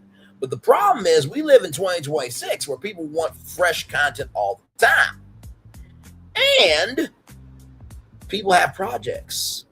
So unless your schedule, your press tour schedule falls on that 1 day for Howard Stern, you're out of luck. He's not going to come in to do an interview just for you, right? Let's just say that Brainley's virtual tour becomes an actual show, right? Greatest thing in my life, my own hard work is going to keep me getting work. And I want to be on the Howard Stern show because, for one, he's able to do a full hour interview on radio. You usually can't do that on terrestrial radio because radio interviews on terrestrial radio is about 10, 15 minutes. 20 minutes is being generous, right? Or unless you're Dee McGuire, how she said to Linnell, you're going to take up the whole hour, and Linnell, so that's what you think. But sincerely, let's just say Brainley's virtual tour wants to be on the Howard Stern show. Well, unless I'm in New York on that day, then that cuts the social capital of what I could get from Howard Stern, right? So I think that's the only thing. What are you going to do for the other days where people need projects? So would that mean that the Howard Stern show could have, correspondence maybe? You know what I mean?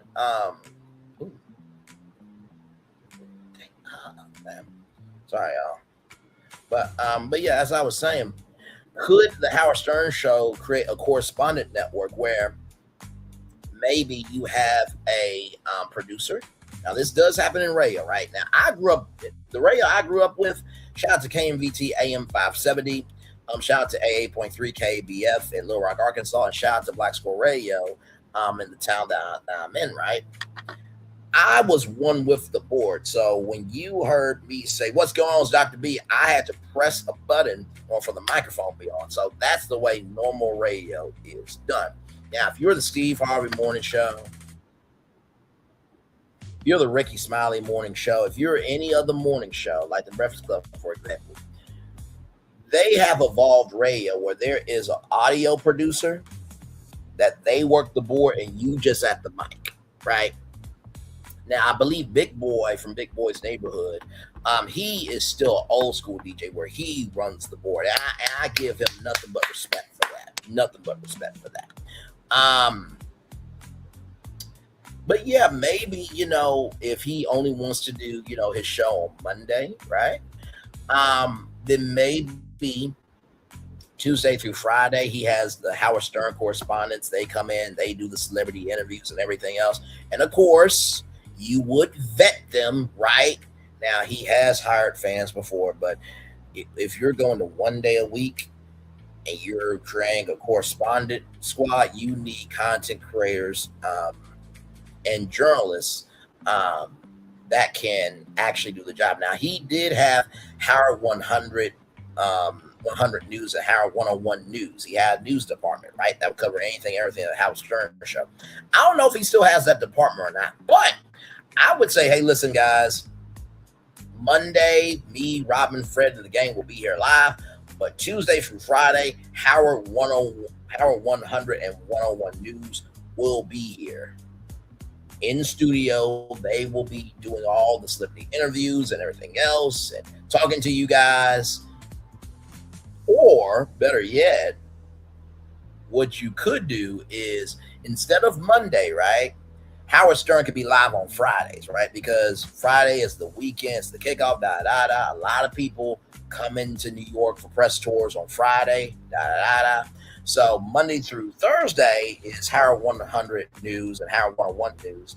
And then Friday can be Howard Stern. And like I said, none of this has been, finalized and it's official and it's out by series. But my media brain is always braining. So now, speaking of media, color me surprised when I'm on my Google app and I see a news clip from my hometown of Arkansas.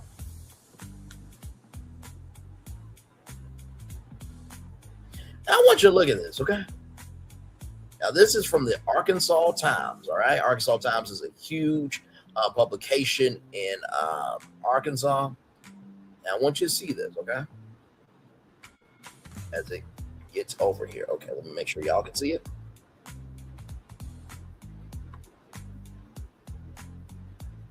Okay, if I gotta take that down. Okay, that's fine. Stop sharing screen.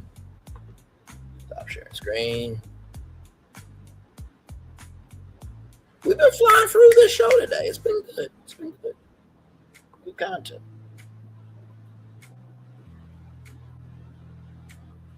Okay, so here we go, y'all. Let me get this back up here.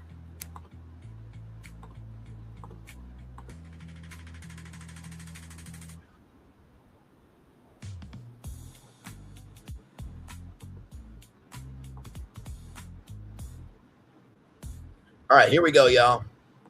So Arkansas Times. Cenat Streamer University descends on Arkansas. Cenat is in Conway, Arkansas, y'all. Here we go. Cenat, the largest creator on the massive popular live streaming website Twitch TV, set up shop at Hendrix College in Conway on Wednesday for Streaming University, an annual live stream to promote up-and-coming creators. You might not know Cenat, but the Zoomers in your life almost certainly do. The 24-year-old boasts more than 20 million followers on Twitch, which is a television network at that point. More than any other creator, he draws hundreds of thousands of viewers to live footage of himself playing video games, hanging out with celebrities like Kevin Hart, Snoop Dogg. As I'm writing this, there are more than 690,000 people watching Cenat stream, where he and more than 100 other content creators appear to be at Hendrix College in Conway, Arkansas. Cenat and his production team have disclosed the location, but looking at his live stream, it's clearly the home of the Warriors. Little Rock Hood News. Shout out to Little Rock Hood News, making it to the big leagues of the Arkansas Times. First report, Cenat on the Cenat rumors on Tuesday. Spokesperson for Hendrix College did not return a voicemail to the comments, so we couldn't verify until Cenat went live around 3:30 p.m. Sure enough, Cenat was broadcast from what appeared to be the Murphy House on Hendrix campus. He quickly hopped on a golf cart to show off one of the rounds. Cenat told viewers not to attempt to enter campus, adding police would be around to nab any interlopers. Initially told studios and small streamers in attendance, hoping to make it big, not to leak the location of the event. His efforts to obscure the location were especially thorough, though, as Cenat showed the map of the campus and referred to buildings by their actual names to an audience of nearly 700,000 people. They'll be right now getting flights to go to Conway, Arkansas. In addition to the staggering viewing numbers Cenat pulls, he draws massive crowds in real life. In June, auditions for Streaming University at State Farm Arena in Atlanta were shut down over safety concerns after 1,000 people gathered at the stadium hoping to meet Cenat. Cenat was charged with inciting a riot after a 2023 event in New York City that drew thousands of people to Square. I think he was trying to give away game systems at that time. Charges were dropped in 2024 after he agreed to pay restitution and apologize. The first Streaming University event was held last year at the University of Akron in Ohio, where viewers collectively watched the estimated 23 million hours of footage. Cenat will be live streamed from Conway through July 20th. So 16th, 17th, 18th, 19th, and 20th. So 5 days. And I got to tell you, Kai, much love to you, brother. You know, it goes to show we really don't know people that well, because as big as Kai is, right? As big as Kai is,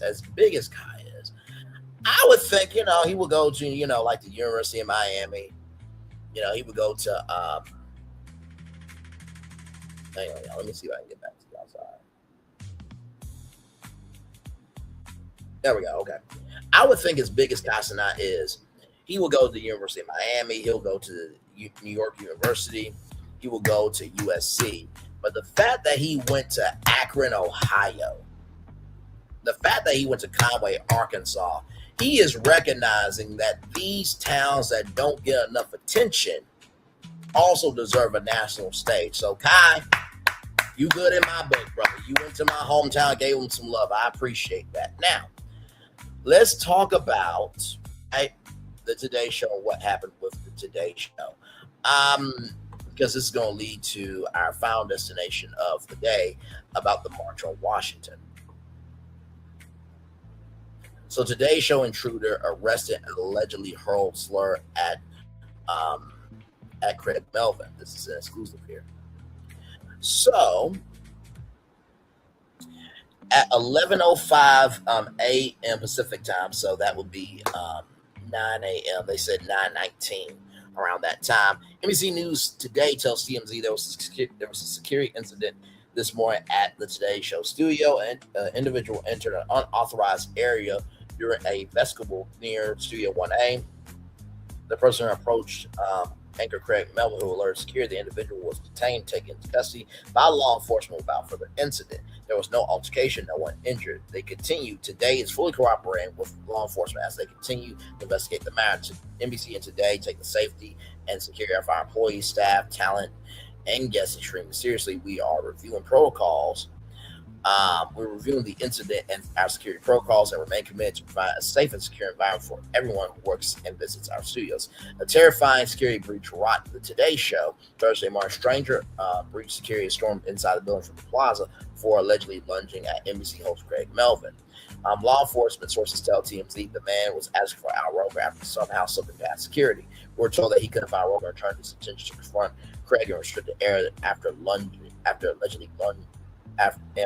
lunged at him while yelling the N-word at him with the GR at the end. So here's the thing, right? At the Today Show, I showed y'all the behind the scenes of the Today Show, right? There's like a hallway, right, where it has like the Today Show door on it. Me, you, and other people cannot go through that door unless you are an anchor or you are part of the crew, right? So there's Al Roker. There's Craig Melvin. We're told the incident happened around 9 a.m. and that staff and security rushed in and the crew was ultimately detained and arrested. The man, who we're told is white and was unarmed, had entered the stairwell and made his way backstage. We're told near the dressing room, though where it's exactly unclear. A photo was taken inside the studio show surrounded by several other people in the aftermath of the frightening encounter. The incident was not captured during the broadcast and nobody was hurt. Roughly 15 minutes after all went down, both Craig and Al were on the air and neither hinted at the drama. So, of course, NYPD was out in full force. Afterward, our TMZ cameras caught a heavy police presence on the scene outside the building. We're told the incident has staff demanding answers about how unauthorized stranger managed to trail one of the show's biggest stars off the publicly accessible plaza and get deep inside the building undetected. So here is Craig and Al Roker. A lot of people have a skincare routine, but did you know that your skin could actually be sounding the alarm about issues happening inside your body? Here to give us all the skin secrets is board-certified dermatologist and physician. We'll get to him in a minute. And then the update right here, as you can see, 3:19 p.m., this man who allegedly stormed NBC's Today offices, lunged at Craig Melvin, called him the N-word, is now facing a slew of hate crime charges, TMZ has learned. So after that, Craig Melvin addressed the Today Show intruder, or addresses about the incident about the Today Show intruder.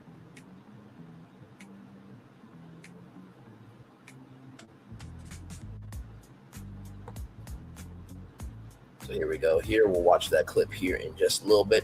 Craig Melvin live on air. Hang on, let me pause it here. Craig Melvin live on air has addressed the shocking Today Show incident that saw a man bypass security and lunge at the NBC host while spewing a racial slur. Craig briefly caught up the scary situation during Friday's broadcast, saying the man was thankfully apprehended quickly and his colleagues are fully cooperating with the New York City Police Department as the investigation continues. He added, "We are just happy that everyone is safe." TMZ broke the news about the intruder yesterday. Law enforcement sources told us the crazy individual originally planned to confront Al Roker, returned his attention to Craig once Al was nowhere to be found. The man identified as Andrew Truelove, which, by the way, Andrew was not true in the love that he was giving. What y'all? It was right there. Y'all. It was right there. What was I supposed to do? Has since been arrested. Is now facing a bunch of hate crime charges, such as hate crime burglary, hate crime menacing, hate crime criminal trespassing, harassment charges. So I'm sure he will be banned from 30 Rock for the rest of his life. We also learned that he has a lengthy rap sheet, including a federal criminal mischief case involving damage to multiple vehicles. The security who let Truelove slip through the cracks has been fired, according to sources with direct knowledge. So let's see Craig Melvin talk about this situation here. Here we go. I want to take just a quick moment to address an incident that happened yesterday. You may have heard that unfortunately an intruder made his way into an unauthorized area here in Studio 1A. Thankfully, he was apprehended quickly. He was placed under arrest. We are cooperating fully with the NYPD as they investigate the matter, and we are just very happy that everyone is safe. Absolutely. Yes, of course. We want to make sure that you're safe. Safe and sound. Safe and sound at all times. And that is how you continue on with the day. You gotta recognize, y'all, like, as much as we talk about people, we gotta recognize the weight of what we're saying too. Now, I know that some of y'all be like, Brand, I know your ass ain't talking as much as you say out your mouth. Yes, that includes me too. But here's the thing with me, though. I always talk with facts, okay? I don't just say things just to have a platform, okay? Once again, I ain't the one getting notices from YouTube that I don't know how to create original content, okay? I ain't getting those notices, all right? And listen, I know I've been saying that for a while, but I'm going to show you here in a little bit that that's actually a thing that's actually happening to the creator economy on YouTube, okay? So just roll with me here, okay? Here we go.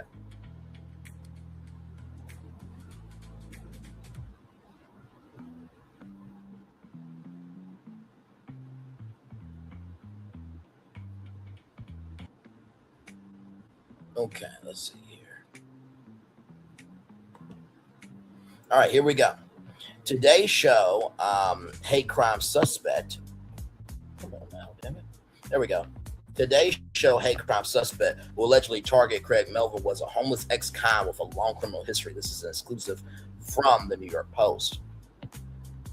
The man accused of barging into NBC Today Show studios and allegedly hurling a racist slur at co-anchor Craig Melvin Thursday has spent years cycling through the criminal justice system, including prison time, homelessness in California, and multiple recent arrests in New York.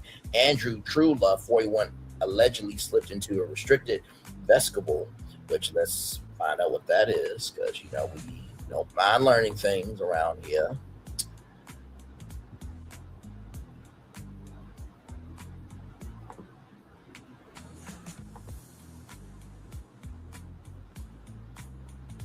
Okay, so right here, in physical security, a security vestibule, also called a entrap, is a restricted double door entry used to prevent unauthorized access, tailgating, or theft. So I believe it's that Today Show door that was in the behind the scenes video. I believe that was the vestibule that they were talking about there. Near Studio 1A at 30 Rockefeller Plaza around 9 a.m. in the Manatee, longtime weatherman Al Roker, law enforcement sources said. Instead, he encountered Melvin and allegedly called him the N-word, and there he is right there. That's the guy. I mean, good. Damn. I would see why he would be upset. I mean, Craig Melvin and Al Roker are both handsome, smooth, and articulate men, and he's just that. Now, of course, his mother didn't swallow him, so, he just is a parasite to society, but that's neither here nor there. And there is Craig with his face looking at me like, now, Braylon, you didn't have to say all that. I'm like, well, Craig, you're a black man on national television, so you can't go there. So that's why I'm here.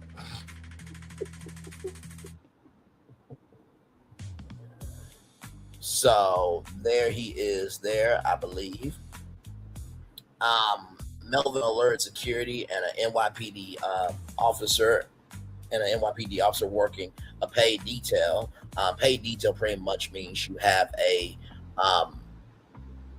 deal with NBC, or you have a deal with a company, so you pay for security detail for the building and everything else. Wendy Williams had that when she was at, I believe it was Chelsea Studios, I believe, in New York. Inside the building, detained Truelove. According to police, he was taken to the Midtown North Precinct and charged with burglary, menacing, and criminal trespass, and hate crimes, as well as harassment. Police said. Law enforcement sources said Truelove had been arrested several times in New York City within the past year. Melvin alerted security. I already read all that. And then there's a close-up of him. Good God. Why does he look like Boogie 2988's brother? I'm just saying. His criminal history stretches back years. In 2023, Truelove was homeless in California after arriving from his native Virginia just 2 days after completing supervised probation, according to the New York Times. Before that, he had served prison time for what was described as a string of felony offenses. So there he is there. There's Al Roker. After landing at LAX, he landed at LAX, John. True Love drifted across California before exhausting most of his money and winding up living on the streets of Southern California. At the time, he said he suffered PTSD and related mood disorder, had no friends or family in the state. He spent much of his time sleeping outdoors and lingering outside 7-Eleven after his plans to launch a social media platform fell apart.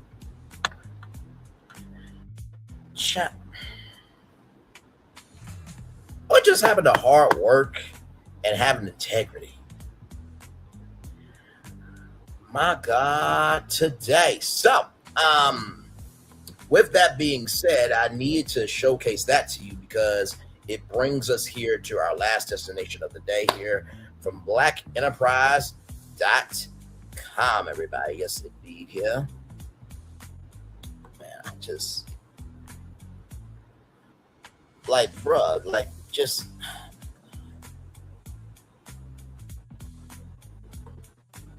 Now, of course, if you were trying to say, hey, Craig, or, hey, Al, how it works is during the 8 o'clock hour, they'll come up to the plaza and interact with the Today Show Plaza family, all that stuff. There's a guy named Lenny that's been there for years. And same thing with, Good Morning America, when they were in Times Square, they would have the second floor studio and you could get free tickets to be in that studio.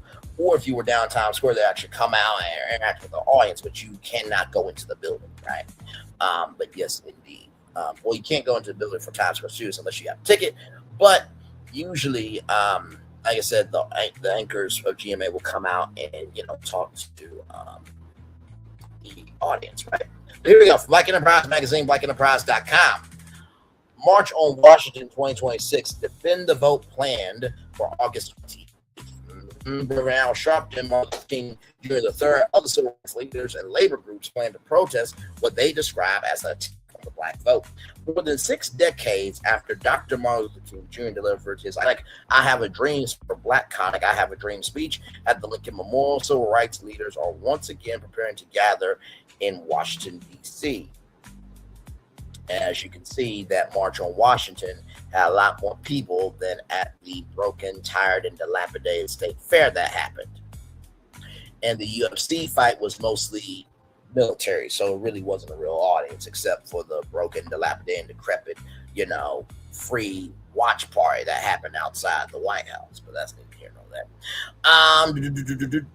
At the Lincoln Memorial, civil rights leaders are once again preparing to gather in Washington, D.C. to advocate for voting rights. Led by Reverend Al Sharpton, civil rights groups announced the March on Washington 2026 Defend the Vote, which will take place on August 28th to mark the 63rd anniversary of the historic 1963 March.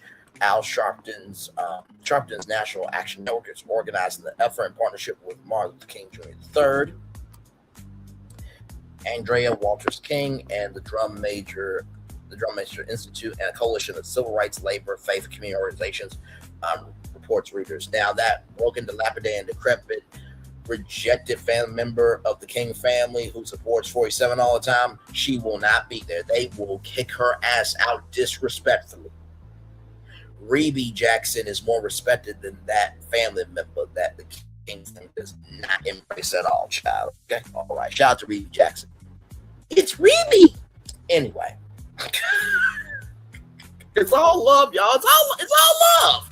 The announcement comes months after a U.S. Supreme Court ruling that narrow key protections under Section 2 of the Voting Rights Act, a decision organized to stay, threatens black political representation, and weakens long-standing safeguards against racial discrimination in voting. Defending the vote means defending the foundation of our democracy. Martin Luther King Jr. III said in a statement, according to NBC News, 63 years after my father stood at the Lincoln Memorial, we are called to march again, not only in remembrance, but in action. Sharpton described the Supreme Court's decision as a bullet in the heart of the voting rights movement, emphasizing what organizers view as an urgent need for renewed civic engagement and federal action. The coalition includes prominent organizations such as the NAACP, National Urban League, National Council of Negro League Women, League of United Land American Citizens, ULULAC, the American Federation of Teachers, the American Federation of Government Employees, and the Working Families Party. I'm surprised Thurgood Marshall Scholarship Fund and scholarly, even those under Sally Mae, and UNICEF are now part of this. Members of Congress, including the Congressional Black Caucus Chair, Representative Yvette Clarke, Democrat of New York, are also expected to participate. Organizers say the march is intended to honor the legacy of the original March on Washington while drawing attention to the ongoing debates over voting access and representation ahead of the 2026 midterm elections. The 1963 March on Washington for Jobs and Freedom drew approximately 250,000 people and helped galvanize support for the Civil Rights Act of 1964 and the Voting Rights Act of 1965. Organizers of this year's march say they hope the gathering will similarly inspire public engagement and protecting voting access and democratic participation. Well, I will say this, right? I'm worried. I'm worried because y'all know who the president is, right? Y'all know who his administration is. Y'all know who his supporters is, right? Now, on one hand, it would be great to see a march on Washington in this time period and to cover it live and everything else, right? But number two, how cool would it be to do a march on Washington that whoops ass on 47's inauguration and that state fair and the UFC fight, right? So that would be great to see. But also, too, we are living in a time period right now where just your existence, right? Just your existence alone is a crime. So I do not want any ammunition to be given to 47's administration and his supporters to go after this march, because they will do it just like January 6th. And just like that white woman who got deleted with a car being ran over by her, and we have not forgot about ICE also deleting people in the middle of the day unnecessarily, and then Sandra Bland and George Floyd and many others who should still be here. Amen, amen, amen, amen. Woo, y'all, that is our show. Okay, good Lord Jesus. We covered a lot in 2 hours, 22 minutes, and 21 seconds, child. Good Lord Jesus. There's always something going on. It really is. Like, it kind of boggles my mind when people say, man, you know what I mean? Is there anything else really going on in the world? I'm like, yes. You actually do your research, yes. Yes. Now, I do want to bring up something here, because I've been saying for a while, I'm not a person that has, begin notices from YouTube that I don't know how to create original content, right? I've been saying that for a while. And I want to show you something from Tube Filter. Okay. Show you something. These are facts. We don't make it up to have a platform, okay? All right, moving on. Give it a moment, y'all.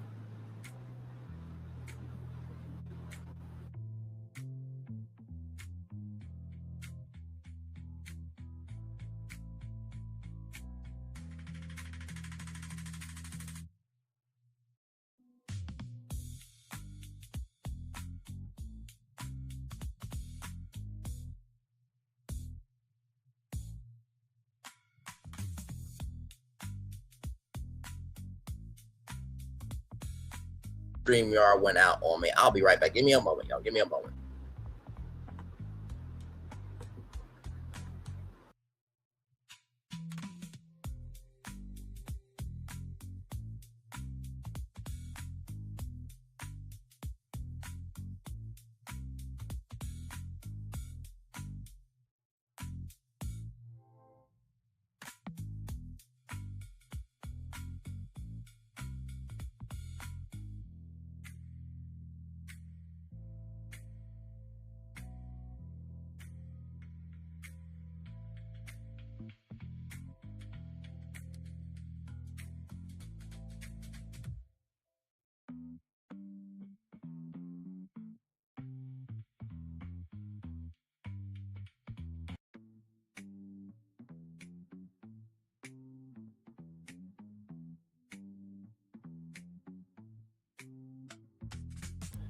Hey y'all, I'm back. I'm so sorry. Stream y'all went out. I got to say before. I gotta refresh my thing. Let me see here. Should be able to do it live, I believe. Oh, no, that is the background there. My bad. I meant my virtual background. But you see how I'm able to go to Disney, go to the fountains. Give it a moment, it'll show up. And then, of course, y'all remember, for you old school heads of the channel, it's still right here. Still right here. It's still right here on the highways and the byways of the possibilities of what can be. So, but anyway, as I was saying, so y'all know I've been saying for a while that, you know, I'm not the one getting notices from YouTube that I don't know how to create original content, right? Well, let me just show you from Tube Filter here, okay? Let me show y'all from Tube Filter here.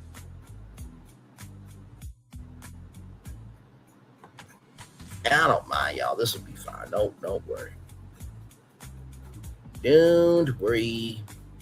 All right, YouTube clarifies that creators cannot monetize generic or repetitive content. Generic or repetitive content. Generic or repetitive content that is unsatisfying or off-putting, or content with fake AI experts. Now, when I say all y'all know how to talk about is Carissa Shields, Remy Ma, Krishan Rock, that does not mean everybody does it. Okay? All right? I was just at Caramel Rail's place yesterday. Shout out to Caramel Rail. She talked about Carissa Shields, but she also talked about a multitude of other things. Drop the T. She talks about Krishan Rock and Carissa Shields and Remy Ma, but she also talks about a multitude of other things. Some of y'all, that's all y'all know how to do now. It is sad, disgusting, and downtrodden behavior. My God. Then some of y'all are doing dumb lies of where's the autopsy, where it's like, where everybody else knows that Colin Kaepernick paid for a second autopsy because the family and Benjamin Crump don't trust that Mississippi will do the right thing. If you stay informed about other shit, you will know what's going on. I mean, good damn, it's going back to Glam Rock's subscriber feud and Dusty E. Stale being upset that I would ask other questions about stuff going on besides Love Marriage Huntsville. Some of y'all don't want to be informed about nothing else. Moving on. YouTube is renaming one of its content policies and clarifying the 3 kinds of videos that will get creators' channels demonetized. More than 20 million videos are uploaded to YouTube every single day from millions of people around the world, and one of the platform's biggest tasks is making sure that all user-generated content, that's what UGC stands for, y'all, meets content guidelines and thus keeps advertisers happy and willing to spend their marketing budgets with Google. Managing this much content means YouTube is constantly refreshing its rules to cover more use cases. One of the biggest examples is of this refreshing is video games rather. If someone said to you, I'm not allowed to upload graphic violence to YouTube, you might think, well, yeah, no duh, right? But does Grand Theft Auto 5 gameplay count as graphic violence? YouTube, which has thrived off of gaming content for years to the point where they have YouTube Gaming, have finally had to reckon with video games as a use case in 2019 and update its community guidelines to separate out real violence from video game violence. Even to this day, though, it's still making tweaks around what kind of video game content can be monetized. Now, on top of an ever-growing library of content, an ever-growing community of creators, YouTube is contending with generative LLM technology being injected into every crevice of our digital experience, including by YouTube itself. Generative AI has contributed significantly to our current era of slop content, and so social platforms are plagued by repetitive, minimal effort videos. This is not me saying this, okay? This is not me saying this. Social platforms are plagued by repetitive, minimal effort videos. Plagued by repetitive, minimal effort videos that are formulated to keep people watching. Raise your hand if you've been personally victimized by scrolling TikTok or shorts or reels and coming across a clip from a movie with an AI voiceover saying something like, the boy was on the verge of dying. He laid on the road and wished for his mother's face.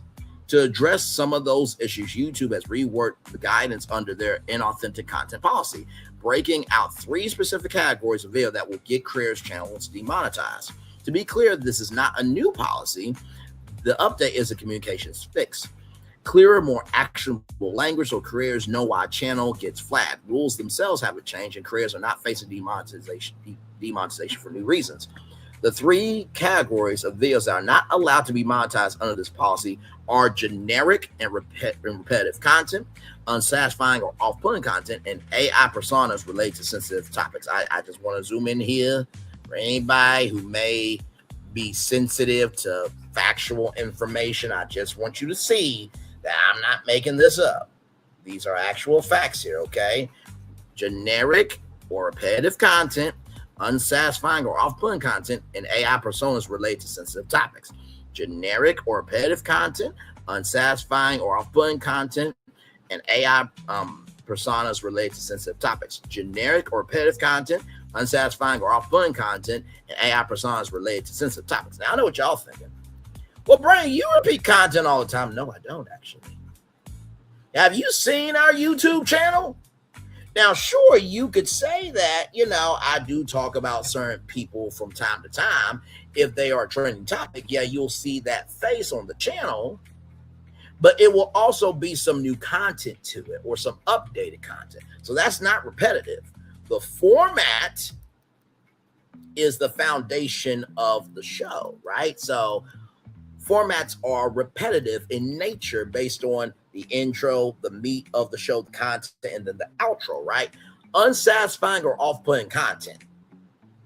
Now, we have talked about some off-putting things on this channel, but unsatisfying, never, darling. Never, ever, ever, ever, ever, ever, ever, ever, ever, ever, ever, ever. And AI personas related to sensitive topics. Never done that. If anything, I am always bringing you sensitive topics from the people that can handle that sensitivity.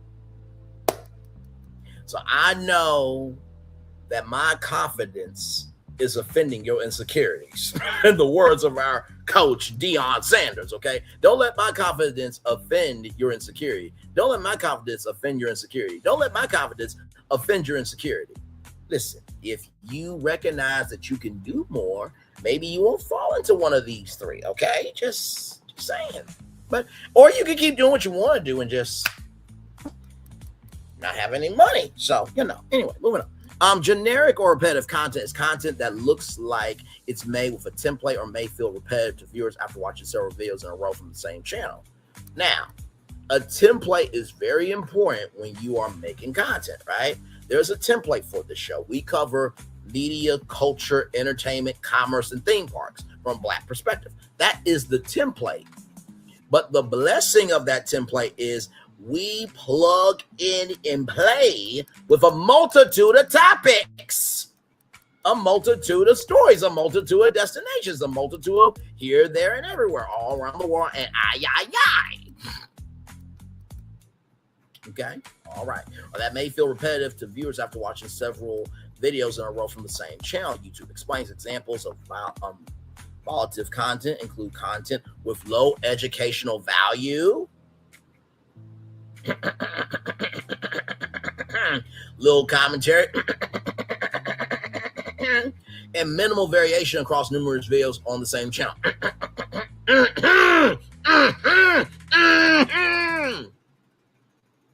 Yes.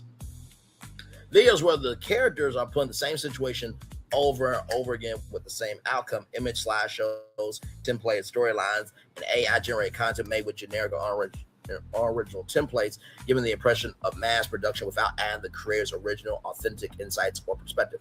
What do I always say to y'all when it comes to BFP Imagineering?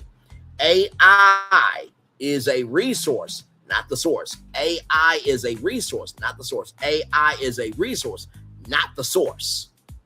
Okay? All right?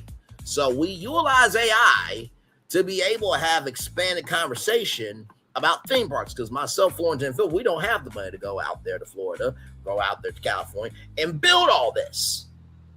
So we utilize AI to showcase the possibilities of what can be, and then break down the minutia of the web of what it takes to not only create that, but is there a possibility of that coming to reality?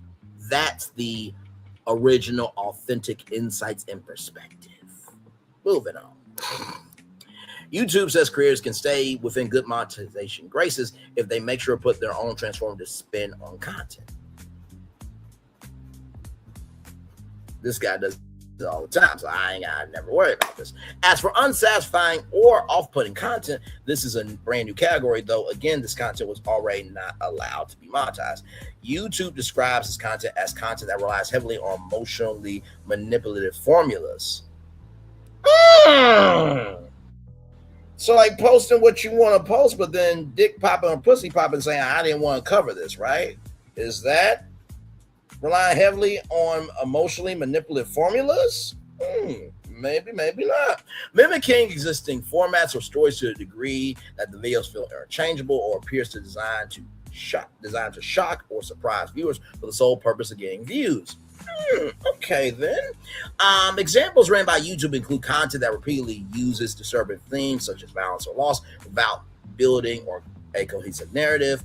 Channels that heavily rely on generic templates or emotionally manipulated themes like a series of repetitive scenarios of animals and exaggerated distress or peril. Would that mean Poetic Flacco? Because he has like the same thumbnail all the time of like people crying all the time. But I'm just asking questions. No shade, no hate, no dragorization. Content that lacks a clear narrative arc or logical progression, such as videos that stitch together unrelated or inconsistent AI clips to surprise or shock viewers.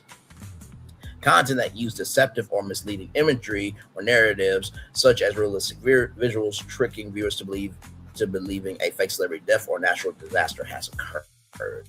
So clickbaiting. So clickbaiting now has a heavy weight in terms of consequences. Consequences! Shout to Key and Bill. The third and last category pinpoints AI. YouTube is obviously cool with creators putting AI people in their videos, especially if those creators are using Google's own tools to do it. And AI and YouTube are coming together rather more and more. But says issues arise when creators are using AI to speak on sensitive topics that can have real world consequences. This includes any content that presents itself as a human expert, providing advice to viewers on topics such as health, legal issues, finances, and politics. YouTube explains. To protect viewers who may be confused or otherwise negatively impacted by this content, channels uploading this content will not be allowed to monetize.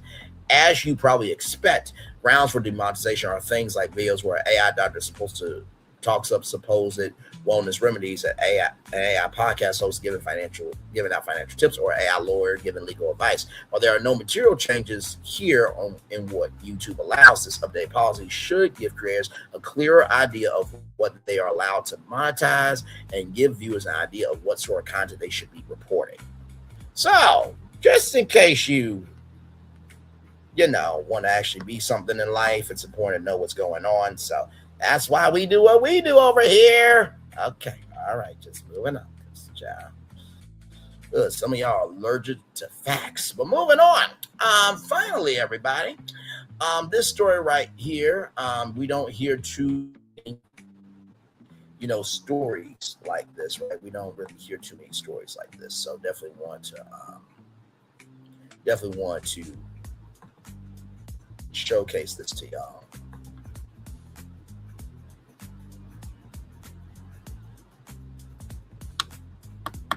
Now I'll turn off my camera here and we'll chill out for a little bit, and then we'll come back and wrap up the show, everybody.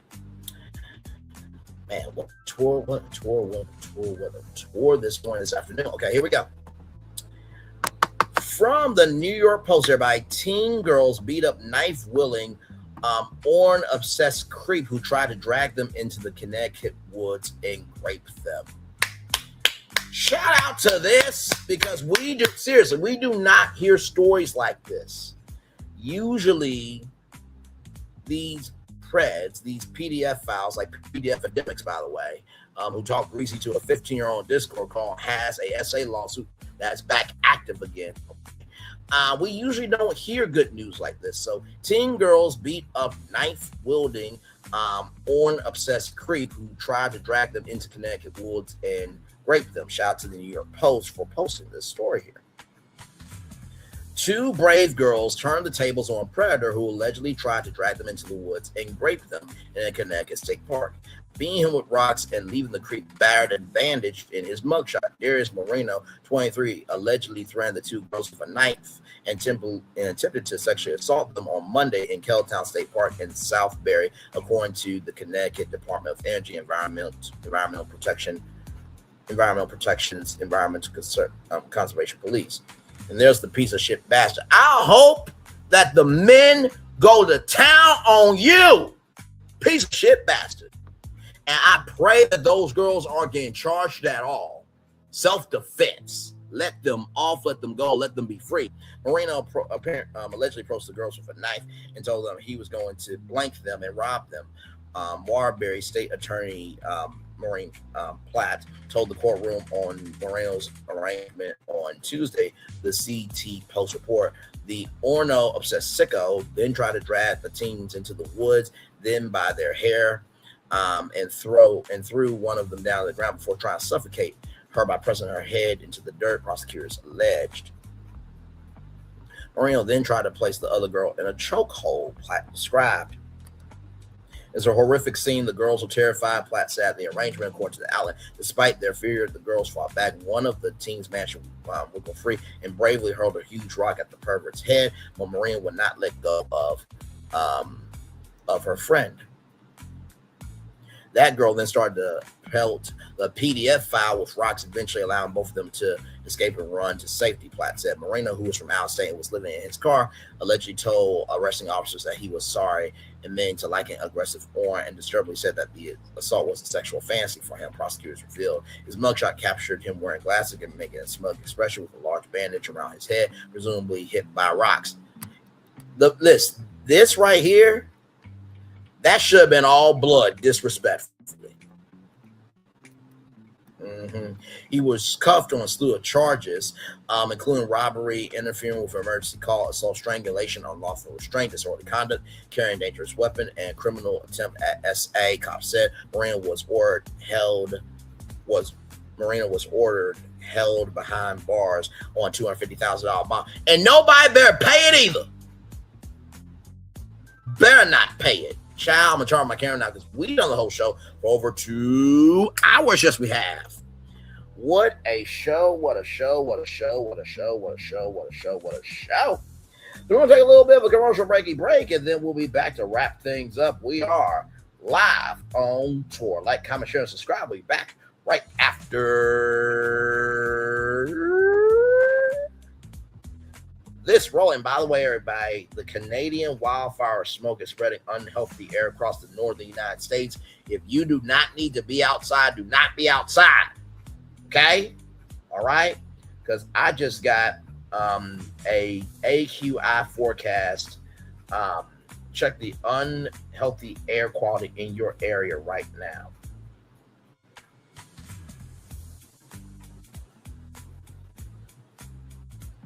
And y'all, that can actually damage you.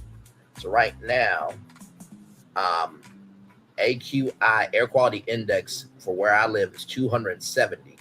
Everyone may experience some adverse effects. Remain from outdoor activity. Air purifier recommended. Outdoor activity not recommended. Okay, so just be aware, y'all. Okay, all right. We'll be back right after this. Roll it once again, everybody. Here we go.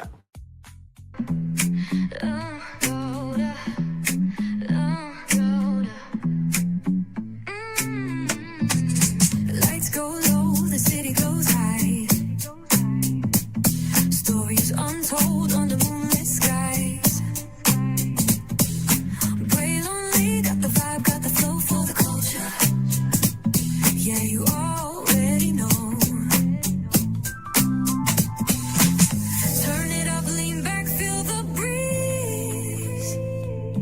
Late night truths drifting through the trees. It's for the culture, by the culture. Braylon Lee's got the soul to show ya. Breaking it down, lifting it higher.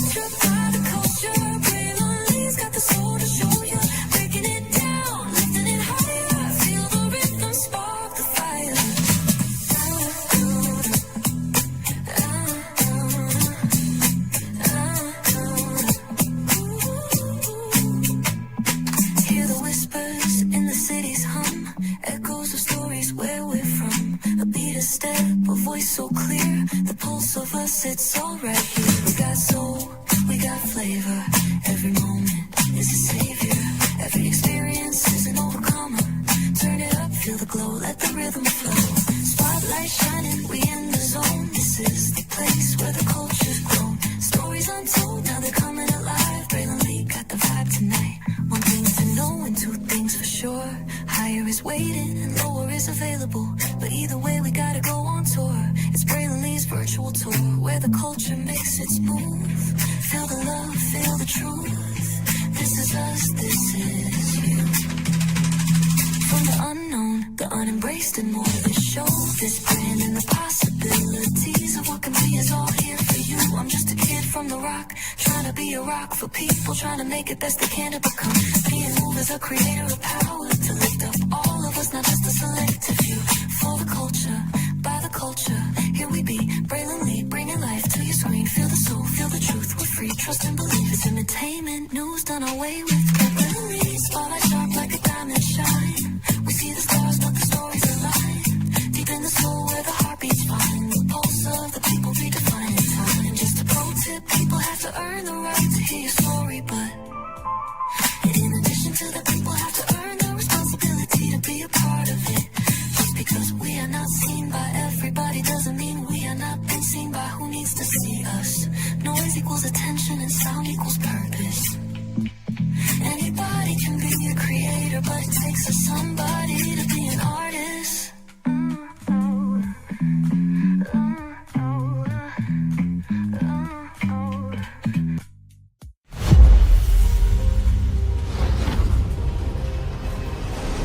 Beyond this gate, find gardens green and epic worlds to fill your dreams.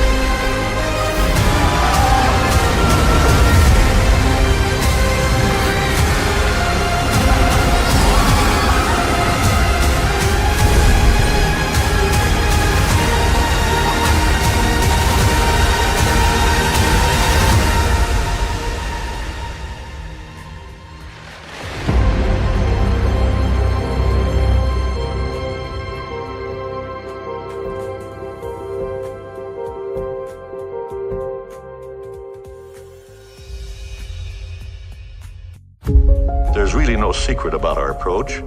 We keep moving forward. With the hope that it will be a source of joy and inspiration to all the world. In Disney's 102-year history, there have been many defining moments and countless achievements.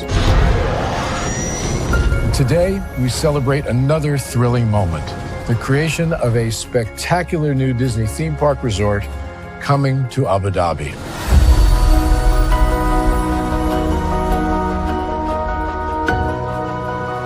Abu Dhabi is a place where heritage meets innovation, a place where we preserve our past while designing the future.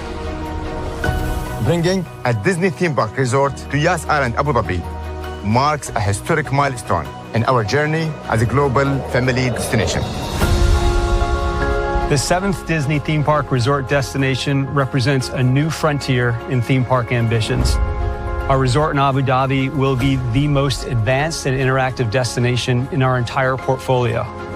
The location of our park is incredibly unique. It's anchored by a beautiful waterfront, which will allow us to tell our stories in completely new ways. Ultimately, this project will be a celebration of what's possible when creativity and progress come together. What we are creating with Disney in Abu Dhabi is a whole new world of imagination and experience that will inspire generations across the region and the world. This collaboration represents a powerful fusion of Disney's unmatched legacy in storytelling and Mira's commitment to bringing world-class entertainment to our guests. Abu Dhabi's vision for the future is to create a legacy for generations to come. Disneyland Abu Dhabi will be authentically Disney and distinctly Emirati. An oasis of extraordinary Disney entertainment at this crossroads of the world. It will bring to life our timeless characters and stories in many new ways, becoming a source of joy and inspiration for the people of this vast region to enjoy for generations to come.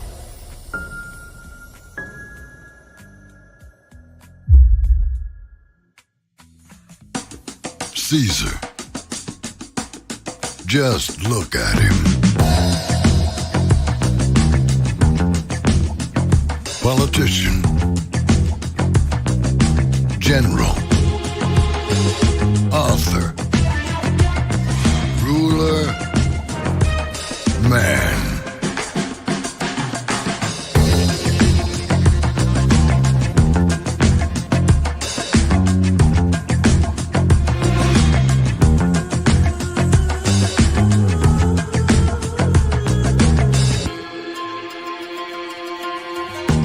Legend has it, he's not only stared into the belly of the beast, he's had it for dinner. Here he's free to relax, or party, or relax, or party, or relax, and party. His is a world of opulence, excess, and the occasional impulse buy. Not one to rest on his laurels, he's famous for ushering in a new age of entertainment. So, for anyone seeking a place where the sun never sets on a good time, all this awaits. I am Caesar, and I approve this palace.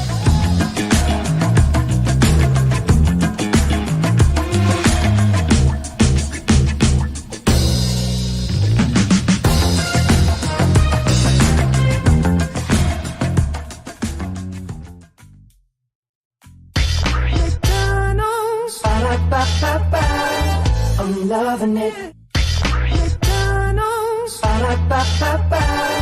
I'm loving it. McDonald's. I'm loving it. I love you so much. I had to tell you, Thrice, welcome back in to Brainley's virtual tour live. Glad to have all you here. What a epic tour we have had this morning. Talking about Verizon. I'm getting rid of all of those stores and over 3,000 1,000 employees. My God, I said light, love, and prayers to each and every single employee, and also to hopefully those stores that are sold, hopefully the comeback of Alltel and Singular Wireless can come back as well. So praying for that. I know what y'all are saying. Well, why about Sprint and Nexstar? Well, Sprint has had a life as a cell phone company, as an airline. So I think, third time, it might be pushing it. And Nextel, I'm surprised that they didn't really. I think Nextel is still around. I don't know, but they should have really locked in as a walkie-talkie company and just sold business work phones that as their company model. But hey, listen, Alvin the Chipmunks potentially making a comeback. Very excited about that. And if the movie is going to be as funny as those were, I cannot wait to see it. The Boseman family making it do what it do with Boseman Family LLC. I think that is a beautiful thing, and hopefully we'll see movies and TV shows and a lot more coming out soon. I'm sure that they will collaborate with Courtney B. Vance and Angela Bassett's production company as well. D23, the largest convention floor ever. We'll see what the fans have to say if they feel that this really is making it do what it do, if the fans are embracing what Disney has to say, or if the fans feel that this is more of an advertisement than a cultural experience, right? Then, of course, the Emmy Awards. Like I said, I'm rooting for Beyond the Gates to take all 15 damn Emmys. Praying for Sherry Shepherd to win her show. Getting an Emmy. I pray that Access Hollywood wins it, just like for the Primetime Emmy Awards. I pray that Stephen Colbert wins his Primetime Award for a late night talk show. So that way, David Ellison and Barry Weiss and all of them at Paramount Skydance could just wake up in the morning on Tuesday and be like, oh, the dumbasses we are. We had them. We had the number one show. And now we don't have it no more. But then again, CBS can say, well, listen, Brad, you read our daytime nominations. We're still successful.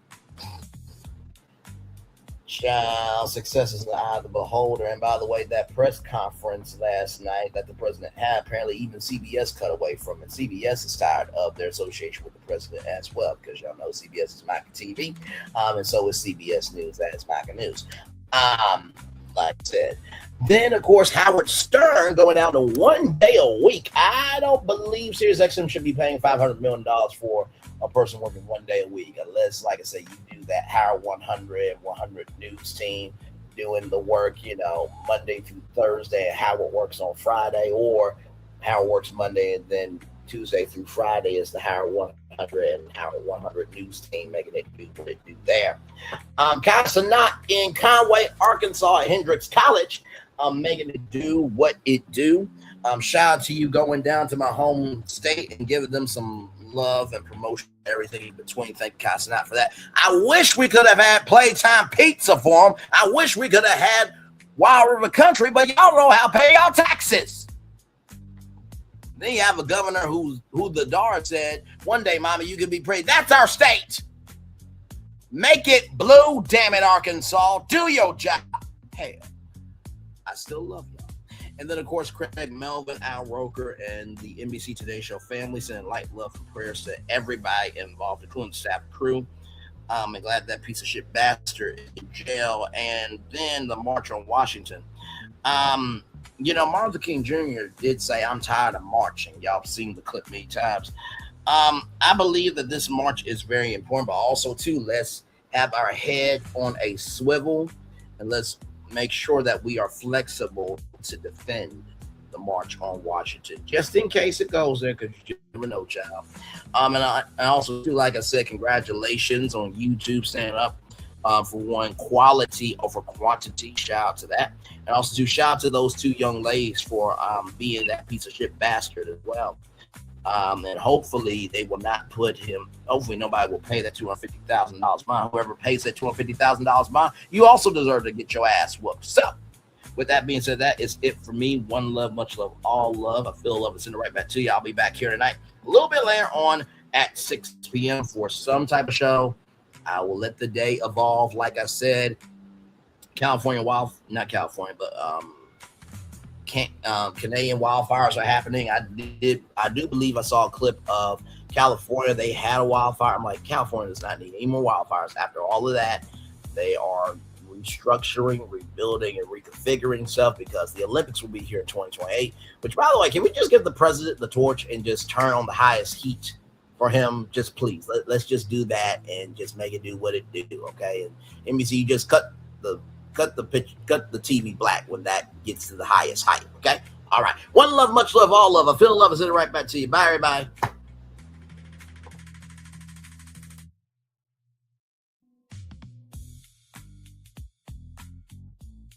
I thought I should tell you, they've been talking about you. Yeah, they've been talking about you. They've been talking about the fact that they've done everything they could to stop you and everything they could to block you, but you still win. They've been talking about the fact that they have undermined your success and they have tried to sabotage your seasons, but you keep winning. They've been talking about the fact that even though they don't like each other, they get together to try to kill you, but you keep winning. They've been talking about the fact that you were voted least likely to succeed, but like cream, you keep rising to the top. They've been talking about how they tried to burn your world down, but like the phoenix, you rose from the ashes. They've been talking about you, and you know what they say? Oh, she's just lucky. He's just lucky. But no, you ain't lucky. You're anointed. You got something on you. You got favor on you. You got power on you. You were born to win. Now, they can call it luck, but it's grace. They can call it luck, but it's favor. But whatever they call it, it doesn't matter, because you know what God calls you? Do you know what God calls you? A winner. I thought I should tell you, they've been talking about you. Yeah, they've been talking about you. They've been talking about the fact that they've done everything they could to stop you and everything they could to block you, but you still win. They've been talking about the fact that they have undermined your success and they have tried to sabotage your seasons, but you keep winning. They've been talking about the fact that even though they don't like each other, they get together to try to kill you, but you keep winning. They've been talking about the fact that you were voted least likely to succeed, but like cream, you keep rising to the top. They've been talking about how they tried to burn your world down, but like the phoenix, you rose from the ashes. They've been talking about you, and you know what they say? Oh, she's just lucky. He's just lucky. But no, you ain't lucky. You're anointed. You got something on you. You got favor on you. You got power on you. You were born to win. Now, they can call it luck, but it's grace. They can call it luck, but it's favor. But whatever they call it, it doesn't matter, because you know what God calls you? Do you know what God calls you? A winner. I thought I should tell you, they've been talking about you. Yeah, they've been talking about you. They've been talking about the fact that they've done everything they could to stop you and everything they could to block you, but you still win. They've been talking about the fact that they have undermined your success and they have tried to sabotage your seasons, but you keep winning. They've been talking about the fact that even though they don't like each other, they get together to try to kill you, but you keep winning. They've been talking about the fact that you were voted least likely to succeed, but like cream, you keep rising to the top. They've been talking about how they tried to burn your world down, but like the phoenix, you rose from the ashes. They've been talking about you, and you know what they say? Oh, she's just lucky. He's just lucky. But no, you ain't lucky. You're anointed. You got something on you. You got favor on you. You got power on you. You were born to win. Now, they can call it luck, but it's grace. They can call it luck, but it's favor. But whatever they call it, it doesn't matter, because you know what God calls you? Do you know what God calls you? A winner.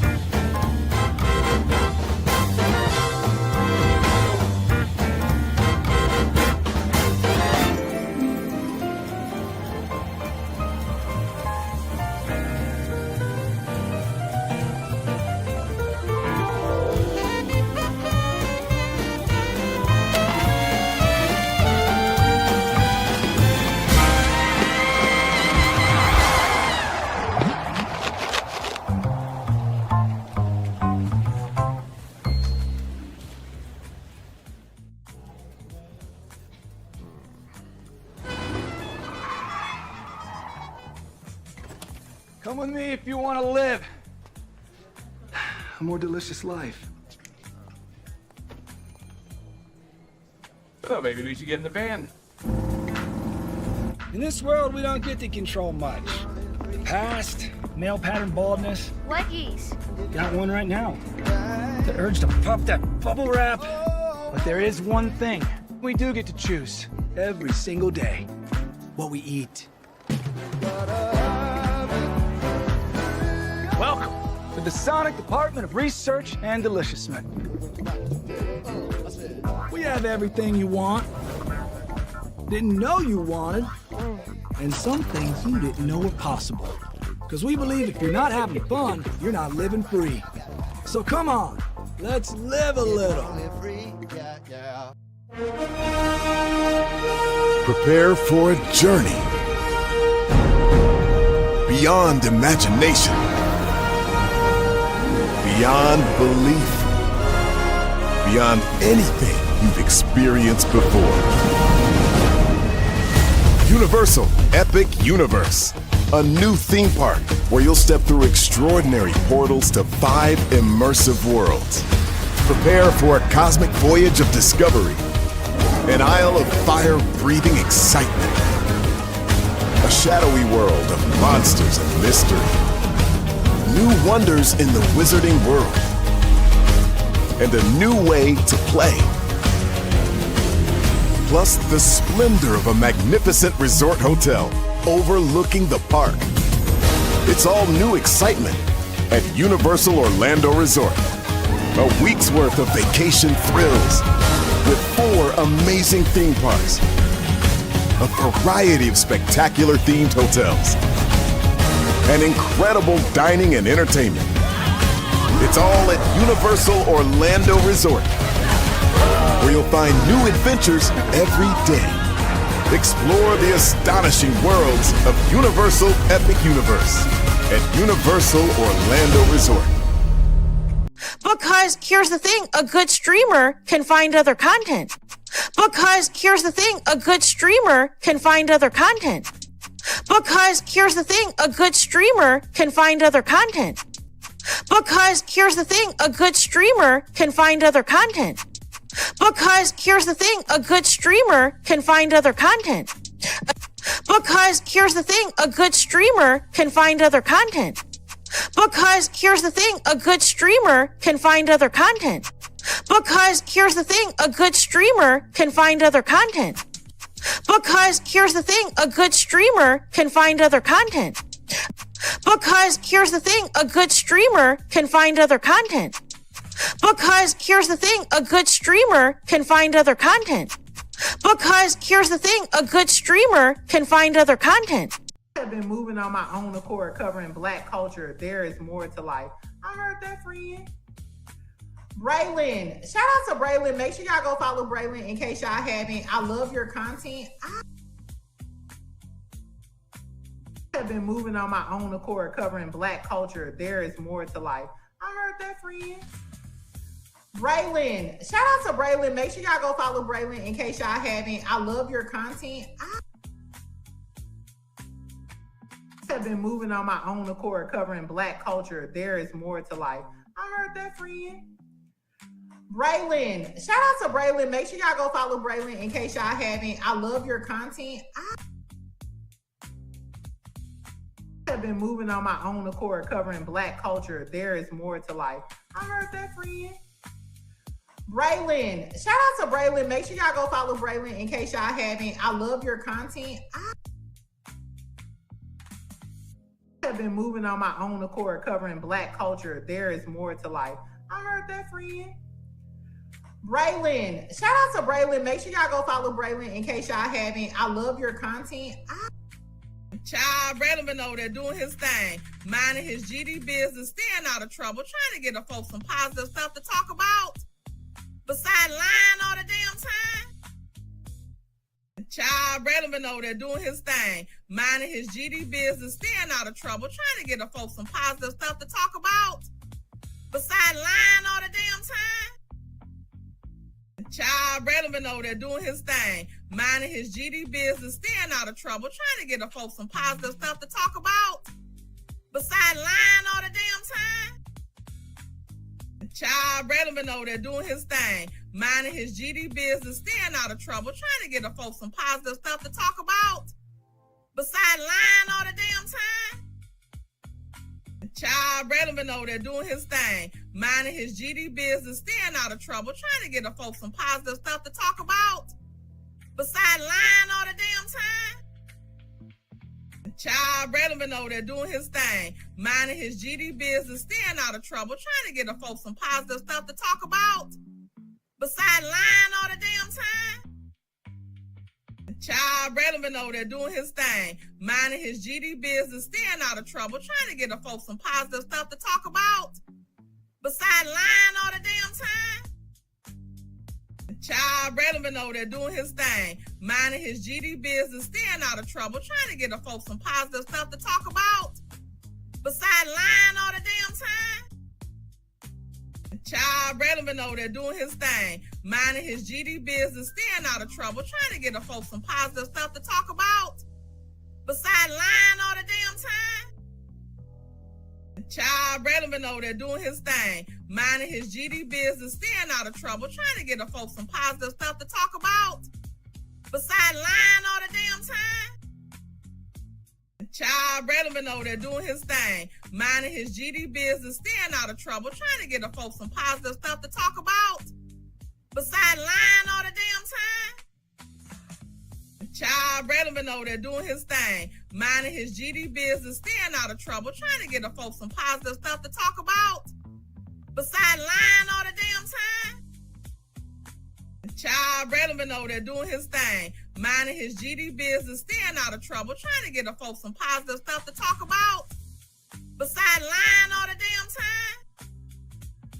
Child, Braylon been over there doing his thing, minding his GD business, staying out of trouble, trying to get the folks some positive stuff to talk about.